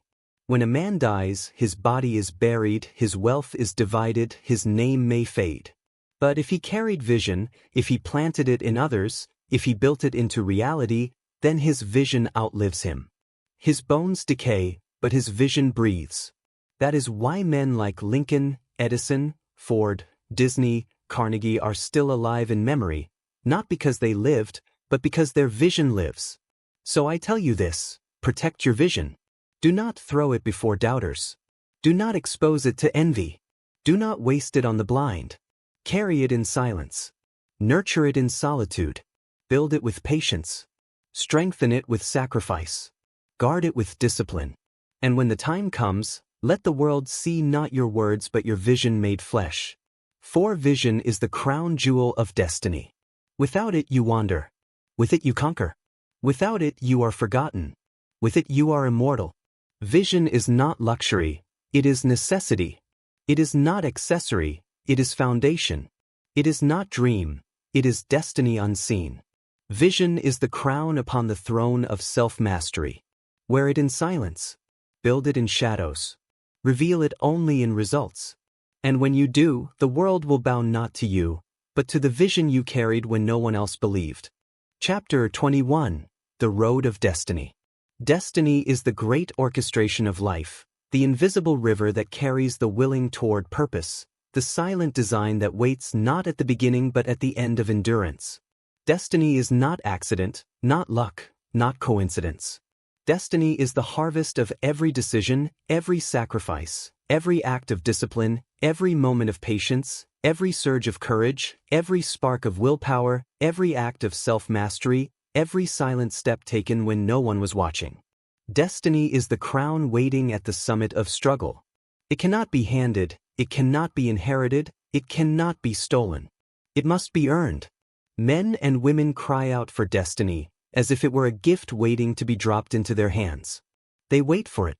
They beg for it. They demand it. But destiny is not given. It is forged. It is carved. It is fought for. It is bought with blood, with sweat, with tears, with sleepless nights, with years of obscurity, with decades of silence. Destiny is not stumbled upon. It is built brick by brick, act by act, choice by choice, until one day you look back and realize that you have walked into it. Abraham Lincoln did not wake up one morning and find destiny at his door. He was crushed by failure after failure, mocked by rivals, rejected by voters, devastated by personal tragedy. But every loss, every scar, every wound was not wasted. It was carving him, sharpening him, preparing him. Destiny waited until he had been broken enough to be humble, tested enough to be strong, refined enough to be steady. And when history placed the burden of a fractured nation upon his shoulders, he was ready. His destiny was not handed to him. He had earned it in silence. Thomas Edison's destiny was not simply invention, it was the relentless pursuit of light. His failures were endless, his bankruptcies humiliating, his ridicule constant. But he pressed forward, persisted, sacrificed, endured. Every broken filament, every collapse, every jeer was not the end but the preparation. His destiny was not the light bulb itself. It was the proof that persistence, when carried long enough, becomes inevitability. His destiny was not discovered in a single moment. It was built across years of stubborn endurance. Henry Ford's destiny was not simply wealth, it was transformation. His path was filled with betrayals, collapses, and rejection. But destiny was not deterred by delay. It waited until he had built enough willpower to endure, enough focus to resist distraction, enough courage to defy tradition. And when the assembly line was born, it was not sudden. It was destiny arriving after years of struggle. His legacy was not luck. It was the fulfillment of relentless pursuit. Walt Disney's destiny was not simply animation, it was wonder itself. He endured betrayal, loss, failure, bankruptcy. He walked alone through mockery, through doubt, through rejection. But he carried vision. He carried faith. He carried courage. And destiny, though delayed, did not deny him. When the first castle rose, when the first kingdom of imagination opened its gates, it was not sudden. It was destiny finally stepping into view. Andrew Carnegie's destiny was not only steel, it was service. His childhood was poverty, his youth was exhaustion, his rise was filled with obstacles. But destiny waited until he had mastered himself, until he had risen not only in wealth but in wisdom, until he had chosen generosity over greed. His libraries, his institutions, his legacies were not random. They were destiny fulfilled by a man who refused to remain a slave to circumstance. Destiny is silence stretched across decades. It does not announce itself in the beginning. It does not reveal itself in youth. It is hidden in obscurity, concealed in labor, veiled in patience. Only those who endure, who persist, who refuse to quit, who master themselves, who hold vision, who carry faith, only they ever see destiny revealed. Destiny is not comfort. It is burden. To reach it is not to rest but to carry. The man of destiny does not receive luxury, he receives responsibility. Lincoln's destiny was not ease, it was the burden of a divided nation. Edison's destiny was not rest, it was the burden of endless innovation. Ford's destiny was not indulgence, it was the burden of transforming industry. Disney's destiny was not escape, it was the burden of giving joy to millions. Carnegie's destiny was not greed, it was the burden of service. Destiny is not freedom from pain, it is purpose within pain. It is not the removal of struggle, it is the meaning of struggle. It is not the end of sacrifice, it is the reward of sacrifice. Destiny does not erase the scars, it crowns them. Destiny transforms silence into thunder. The years you spent unseen, the nights you spent alone, the sacrifices you made in obscurity, destiny takes them and turns them into legacy. The world sees the triumph, but you know it was built in silence. That is destiny, the revelation of what silence has been building all along. Destiny transforms failure. The failures that humiliated you, that nearly destroyed you, that left you bleeding on the ground, they were not wasted. Destiny gathers them, reshapes them, uses them as the foundation. The failures that seemed like death were in truth the preparation for destiny's arrival. Destiny transforms enemies. The betrayals that crushed you, the critics that mocked you, the rivals that doubted you, they all become the chorus that proves destiny is real. For when you stand at the summit, their voices will be the echo that magnifies your victory. Destiny transforms mortality. Men die, but destiny outlives them. Their bodies collapse, but their legacy breathes. Their names echo because destiny gave their lives meaning beyond their years. Lincoln is not alive, but his destiny is. Edison is not alive, but his destiny is. Ford is not alive, but his destiny is. Disney is not alive, but his destiny is. Carnegie is not alive, but his destiny is. That is the power of destiny, it outlives breath. So I tell you this, stop waiting for destiny to find you. It will not. Stop begging for destiny to arrive. It will not. Build it, forge it, earn it, pay for it, suffer for it, work for it, endure for it. Destiny is not a gift, it is a crown, and only those who bleed for it can wear it. Do not speak of it. Do not announce it. Do not waste words on those who cannot see it. Build in silence. Sacrifice in silence. Persist in silence. Master yourself in silence. And when destiny finally arrives, the world will see it, undeniable, thunderous, eternal. For destiny is not accident. Destiny is the final name of relentless silence, sacrifice, courage, persistence, and vision. Without it, life is wasted. With it, even death cannot erase you. Destiny is not for the many. Destiny is for the few willing to pay its price, the few willing to walk its road, the few willing to carry its burden. Be among them. Earn destiny. Live destiny. Become destiny. Chapter 22, The Architects of Discipline and Time. Discipline and time. These are the twin architects of destiny, the silent builders of immortality, the uncelebrated forces that shape every monument, every empire, every legacy. Discipline is the daily hammer, the steady chisel, the routine act repeated until mastery is carved. Time is the patient sculptor, the endless canvas upon which those disciplined strokes accumulate. Together they create greatness. Alone they fail. Discipline without time is wasted effort. Time without discipline is wasted life. But discipline with time is inevitability. Discipline is not glamour. It is not applause. It is not firework bursts of passion. It is repetition. It is routine. It is the same act, day after day, in silence, when no one is watching, when no one applauds, when no one cares. Discipline is the decision to show up again, to work again, to build again, even when energy dies, when motivation evaporates, when excitement disappears. Discipline is loyalty to purpose in the absence of feeling. Time is not cruel. Time is not your enemy. Time is neutral. It gives to each man equally, 24 hours in a day, 60 minutes in an hour, 60 seconds in a minute. Time does not favor the rich. Time does not pity the poor.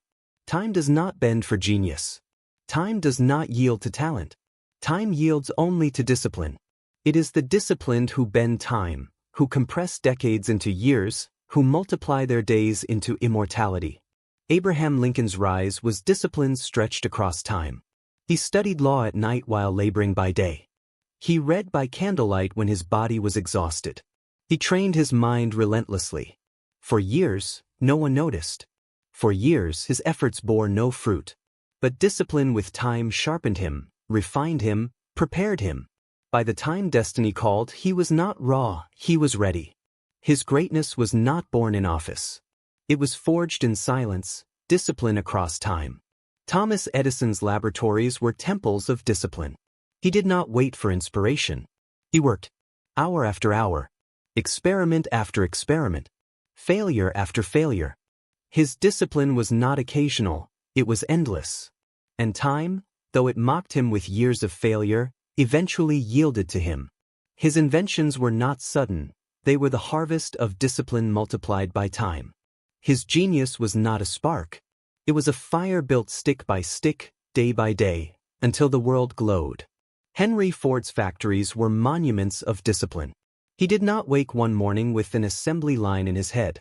He built it piece by piece, test by test, adjustment by adjustment. His discipline was ruthless, his focus relentless, his persistence endless. And time gave him its crown. His industry was not born in a moment. It was born in a lifetime of disciplined innovation. Walt Disney's imagination was nothing without discipline. Thousands dream. Thousands imagine. Thousands create sketches. But few endure the discipline of turning dreams into reality. Disney did. He drew when he was exhausted. He pitched when he was rejected. He rebuilt when he was bankrupt. His discipline made his imagination immortal. And time rewarded him. His empire of wonder was not sudden. It was discipline stretched across decades. Andrew Carnegie's empire was discipline forged in poverty. He saved when others wasted. He studied when others slept. He worked when others quit. His discipline lifted him step by step, brick by brick, until he stood on steel. And time, though it demanded years of labor, eventually crowned him. Later, when he chose philanthropy, his discipline of giving was equally relentless. His libraries still breathe because he gave with the same consistency that built his wealth. Discipline is silence in motion. You do not need to declare your routines, do not need to announce your effort. You live them. Quietly. Relentlessly. Your results will one day reveal the discipline you carried in silence. Time is silence in patience. It does not rush. It does not shout. It waits. It accumulates. It builds. The impatient curse time. The wise ally with it. Discipline is painful. It demands you do what you do not feel like doing. It demands you endure boredom, endure fatigue, endure monotony. It demands you rise before the sun, work when tired, persist when uninspired. But discipline is the price. Discipline is the proof. Discipline is the declaration that you are serious. Time is merciless. It will pass whether you use it or not. It will pass whether you discipline yourself or not. It will pass whether you build or waste. You cannot stop it, cannot slow it, cannot control it. You can only align with it. Waste time and you waste life. Use time with discipline and you multiply life. Discipline transforms time. 1 hour of disciplined effort outweighs 10 hours of distraction. 1 year of disciplined focus outweighs decades of wandering. Discipline bends time into servant instead of master. Time transforms discipline. A single act of discipline is meaningless. A single day of effort is nothing. But time multiplies them. A single brick is useless. But brick upon brick across years becomes a cathedral. Discipline plus time is the cathedral of greatness. Together, they make immortality. Without discipline, time erodes you. Without time, discipline exhausts you. But together, discipline and time turn obscurity into empire, silence into thunder, humanity into legacy. So I tell you this, embrace discipline. Honor time. Do not waste days, for days become years. Do not despise small acts, for small acts become destiny when multiplied by time. Do not mock routine, for routine builds eternity. Your destiny is not built in grand gestures. It is built in disciplined acts, multiplied by time.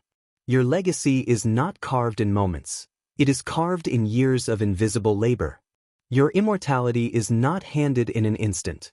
It is earned in decades of persistence. Discipline and time are the architects of greatness. Serve them and they will crown you. Ignore them and they will bury you. Chapter 23. The Secret Weapon of Adaptability. Adaptability is the secret weapon of those who endure when others fall, the silent art of bending without breaking, of shifting without surrendering, of evolving without losing the core of who you are. It is not weakness. It is not compromise. It is not betrayal of principle. Adaptability is strength disguised as flexibility, wisdom clothed in humility, resilience expressed through change. To be adaptable is to remain unbreakable in the face of time, to adjust your methods while never abandoning your mission, to change your tools while never losing your vision. History is a graveyard of those who refuse to adapt. Empires collapsed because they clung to old ways. Leaders perished because they resisted new realities. Industries vanished because they rejected innovation. But history also shines with the few who embraced adaptability, who saw change not as a threat but as an opportunity, who bent with the storm and rose stronger, who turned uncertainty into advantage. Abraham Lincoln was adaptable in leadership. He did not govern with stubbornness but with wisdom. He listened, he adjusted, he learned from enemies as well as allies. He shifted strategies, rethought decisions, evolved his leadership. His mission never changed: preserve the Union, free the enslaved, but his methods adjusted constantly. That adaptability made him steady in chaos, flexible in crisis, victorious in the end. Without adaptability, his presidency would have collapsed under pressure. With adaptability, it endured. Thomas Edison was adaptable in invention. He did not cling to one method. He tried thousands. He adjusted, experimented, shifted, tested, rethought. He was not chained to a single approach. He bent, adapted, evolved. That adaptability was the secret of his genius. He failed not once, not 100 times, but thousands, and each failure forced adaptation, each mistake demanded adjustment. Without adaptability, his persistence would have been wasted. With adaptability, his persistence birthed light. Henry Ford was adaptable in industry. His assembly line was not born perfect. It was born through endless adjustments, through constant refinement, through relentless adaptation. He bent with setbacks, rethought systems, changed designs. His focus remained the same: efficiency, accessibility, but his methods shifted constantly. Later, when competitors rose, he had to adapt again, or his empire would have collapsed. His endurance was not only built on discipline, it was built on adaptability. Walt Disney was adaptability incarnate. He lost companies, rebuilt them. He lost characters, created new ones. He faced rejection, adjusted his strategies. He was betrayed, but he adapted. He shifted from short cartoons to feature films, from black and white to color, from drawings to parks, from simple animations to worlds of wonder. He did not cling to the past, he built the future. His imagination was endless, but his adaptability was what allowed it to thrive in reality. Andrew Carnegie was adaptable in opportunity. He rose from poverty by shifting with every season. He worked in factories, then adapted into telegraphs, then into railroads, then into steel. Later, he adapted again, not into greed but into philanthropy, giving away his fortune to serve future generations. His adaptability was not weakness, it was evolution. It made him not only rich but remembered. Adaptability is silence with movement. You do not need to announce your adjustments. You do not need to justify your changes. You adapt quietly, without noise, without apology. Others see only the results, never the thousands of invisible shifts.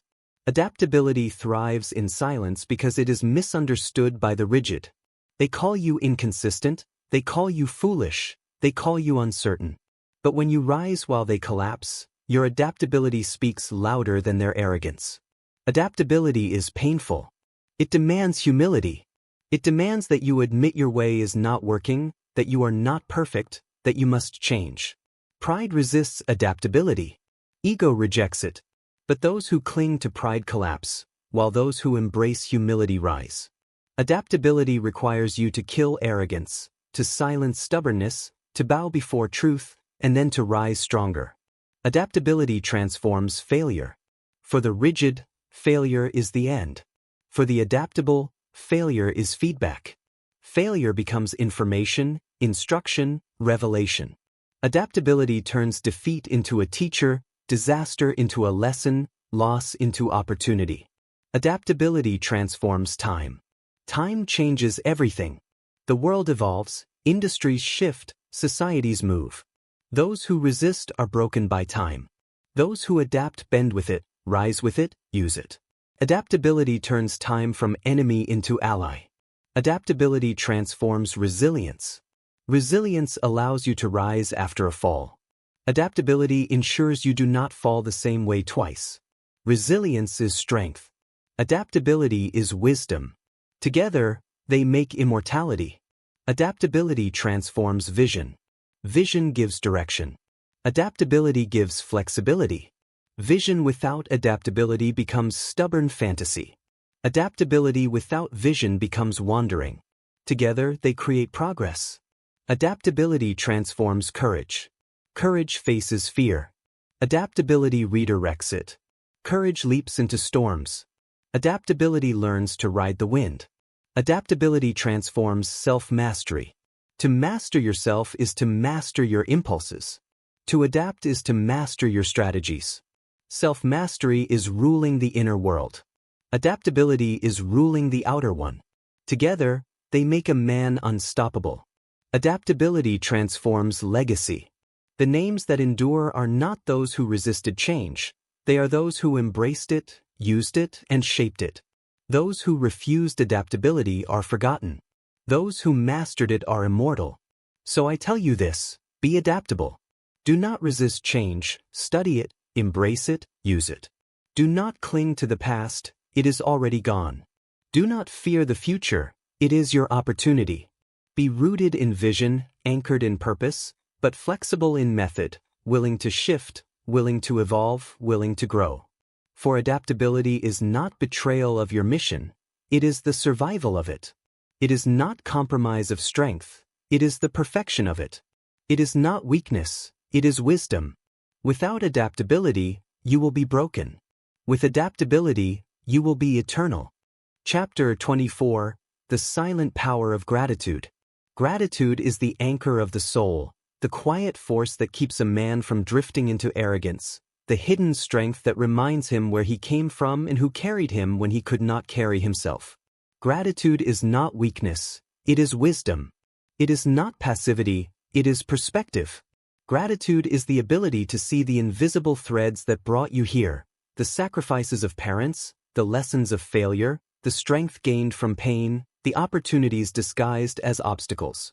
Gratitude is not saying, thank you, once. It is living with a spirit of remembrance, humility, and reverence for everything that shaped you. In a world obsessed with more wealth, more recognition, more comfort, gratitude is radical. Gratitude says, I will not forget. Gratitude says, I will not despise the small beginnings. Gratitude says, I will honor the scars, the storms, the trials, for they gave me strength I could never have forged in comfort. Gratitude transforms ambition into service, success into humility, achievement into legacy. Without gratitude, even the greatest rise becomes corruption. With gratitude, even the smallest victory becomes sacred. Abraham Lincoln carried gratitude like a quiet fire in his heart. He never forgot his humble beginnings, never despised his poor upbringing, never denied the hands that lifted him along the way. He knew the struggles of ordinary men because he had lived them, and he never let power make him arrogant. His gratitude made him compassionate, made him steady, made him human in the midst of chaos. His presidency was not only leadership, it was gratitude expressed in service to the people he once walked among. Thomas Edison, though mocked and ridiculed, carried gratitude for failure. Where others cursed defeat, he thanked it. Where others despised broken experiments, he embraced them as teachers. His gratitude for failure gave him perspective, gave him endurance, gave him resilience. Without it, he would have grown bitter and quit. With it, he turned 10,000 failures into 10,000 lessons, and the world into light. Henry Ford carried gratitude for the common man. He never saw himself as above the worker. He never forgot his roots. His gratitude fueled his vision, not luxury for the elite, but progress for the masses. He did not despise the ordinary man, he honored him. And that gratitude gave birth to an industry that lifted millions. Walt Disney carried gratitude for imagination itself. He never treated creativity as entitlement.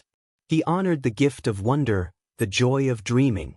Even in bankruptcy, even in betrayal, even in rejection, he was grateful for the chance to imagine, to create, to dream. His gratitude kept his imagination pure, kept his vision alive, kept his spirit unbroken. Without gratitude, he would have drowned in bitterness. With gratitude, he turned despair into castles. Andrew Carnegie carried gratitude for knowledge. He never forgot the books that lifted him from ignorance, the libraries that shaped him, the opportunities that learning gave him. His gratitude became his legacy. He gave back what he had received, building libraries for millions, planting seeds for generations unborn. His gratitude turned fortune into service, wealth into immortality. Gratitude is silence in the heart. You do not need to announce it. You do not need to parade it. Gratitude is lived, not spoken. It is in how you treat others, in how you honor your past, in how you give back what you once received. Gratitude is invisible in words but undeniable in actions. Gratitude is painful because it forces you to acknowledge what you did not achieve alone. It kills pride, crushes arrogance, silences ego. It reminds you that you are not self-made, you are shaped by forces larger than yourself. Gratitude humbles the heart, and humility is the crown of true greatness. Gratitude transforms ambition. Ambition without gratitude becomes greed, hunger without end, a thirst that devours. Gratitude purifies ambition, turns it into vision, into service, into legacy. Gratitude transforms failure. Failure without gratitude becomes bitterness. Failure with gratitude becomes instruction.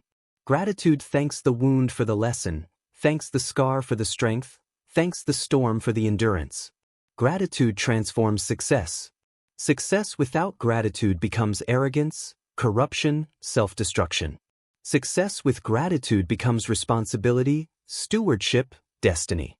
Gratitude transforms resilience. Resilience without gratitude grows hard, bitter, cynical. Resilience with gratitude grows wise, compassionate, steady. Gratitude softens the heart while strengthening the will. Gratitude transforms discipline. Discipline without gratitude feels like slavery. Discipline with gratitude feels like devotion. Gratitude transforms time. Time without gratitude feels wasted. Time with gratitude feels sacred. Every day becomes gift, every hour opportunity, every breath miracle. Gratitude transforms legacy. Without gratitude, legacies rot into tyranny, empires into oppression. With gratitude, legacies become service, empires become blessings, names become immortal in reverence, not in fear. So I tell you this, carry gratitude. Do not forget your scars. Do not despise your beginnings. Do not erase the hands that lifted you. Do not curse your failures. Do not mock your storms. Thank them. Honor them. Carry them in silence. Let gratitude shape your vision, purify your ambition, ground your success. For gratitude is the silent power that protects the soul from arrogance, that anchors the spirit in humility, that transforms victory into service, that turns greatness into goodness. Without gratitude, success will rot you. With gratitude, success will crown you. Gratitude is not an accessory, it is armor. It protects you from pride, from corruption, from decay. Gratitude is not weakness, it is wisdom. It reminds you that nothing is owed, everything is given, and the only worthy response is service. Gratitude is not noise, it is silence. And in that silence, it gives strength to endure, humility to rise, and vision to give back. Chapter 25. The Eternal Weight of Legacy. Legacy is the final echo of a life, the shadow it leaves across time, the whisper that lingers long after the voice has gone silent. Legacy is not wealth, not titles, not possessions, not applause. Legacy is the story carved into eternity by your choices, the mark pressed into generations by your actions, the fire carried by others long after your flame has been extinguished. Legacy is immortality achieved not through bloodlines but through deeds, not through noise but through silence that became thunder. We live as if the present is everything. We chase pleasures, applause, recognition, as if this moment is the summit. But legacy reminds us that this moment is dust, fleeting, forgotten. The house you build will crumble, the money you hoard will be divided, the titles you claim will be erased. But the impact you leave, the lives you touch, the vision you build, that is eternal. Legacy is the only currency that survives death. Abraham Lincoln's legacy is not simply the presidency. His legacy is unity carved out of division, freedom carved out of chains, dignity carved out of chaos. His body decayed, but his words live. His blood was spilled, but his vision breathes. His legacy is proof that silence and persistence, sacrifice and courage, can outlive flesh and become eternal truth. Thomas Edison's legacy is not simply the inventions he created. His legacy is light, possibility, innovation. His failures are forgotten, his bankruptcies erased. What remains is the glow of his persistence, the illumination of his willpower. His legacy is the proof that genius is not spark but endurance, not talent but tenacity, not brilliance but relentless silence. Henry Ford's legacy is not simply cars. His legacy is progress, movement, empowerment. His assembly line reshaped the world. His vision put power in the hands of the common man.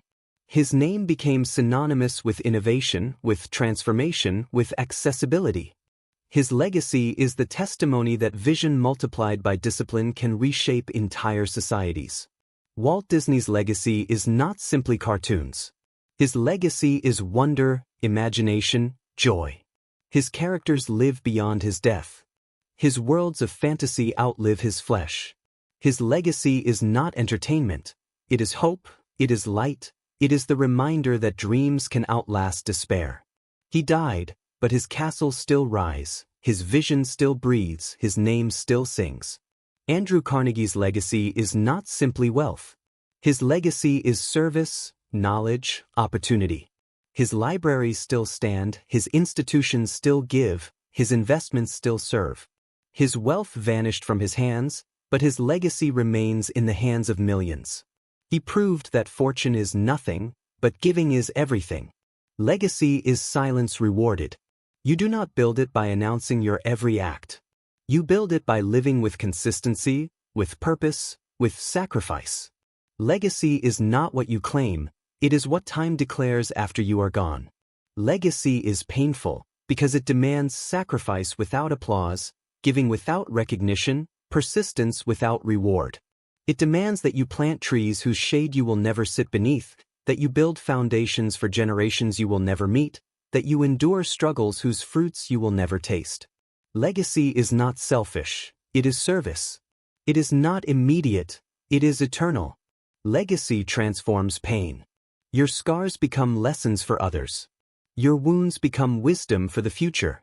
Your suffering becomes strength for generations unborn. Legacy transforms failure. Your collapses become foundations. Your defeats become teachers. Your persistence becomes example. Legacy transforms time. Your days may be numbered, but your impact may be endless. Your life may be short, but your influence may be eternal. Legacy transforms silence. The words you never spoke, the battles you fought in secret, the sacrifices you made unseen, all are revealed in time. Silence becomes thunder when legacy arrives. Legacy is humility. It reminds you that you are not building only for yourself. You are building for those who come after. Legacy is responsibility. It demands you live not only for the present but for eternity. Legacy is immortality. It outlives flesh, it outlasts death, it outshines time. So I tell you this, live for legacy. Do not waste your life chasing applause. It dies with the audience. Do not waste your life chasing wealth. It dies with your breath. Do not waste your life chasing pleasure. It dies with the body. Live for what outlives you. Build in silence. Sacrifice in secret. Persist without recognition. Adapt without applause. Serve without announcement. Give without credit. And in the end, your legacy will speak louder than your voice ever could. For legacy is the final proof that silence was never wasted. Legacy is the crown of discipline, the harvest of sacrifice, the reward of persistence, the song of gratitude, The armor of adaptability, the jewel of vision, the throne of self-mastery, the fire of courage, the iron of willpower. Legacy is the convergence of everything into eternity. Your legacy will not be what you said. It will be what you did. Your legacy will not be how loud you were. It will be how consistent you were. Your legacy will not be how much you possessed. It will be how much you gave. Your legacy will not be your comfort. It will be your contribution. In the end, when breath leaves you, when the world no longer hears your voice, when your body is lowered into earth, your legacy will rise. And that is what will remain. Not the noise. Not the show. Not the applause. Only the silent proof of a life lived with purpose, with discipline, with sacrifice, with vision. So let your silence build. Let your persistence endure. Let your sacrifice shape. Let your vision burn. Let your gratitude humble. Let your adaptability evolve. Let your discipline sustain. Let your willpower ignite. Let your courage roar. And let your self-mastery rule. For in the end, these will become your legacy. Legacy is not optional. Everyone leaves one. Some leave emptiness. Some leave destruction. Some leave noise. But the few, the rare, the disciplined, the silent, they leave eternity. Be among them. Live for legacy. Build it in silence. And when you are gone, let the world bow not to your noise, but to your name carved in the stone of time. Legacy is not what you leave behind. It is who you become forever.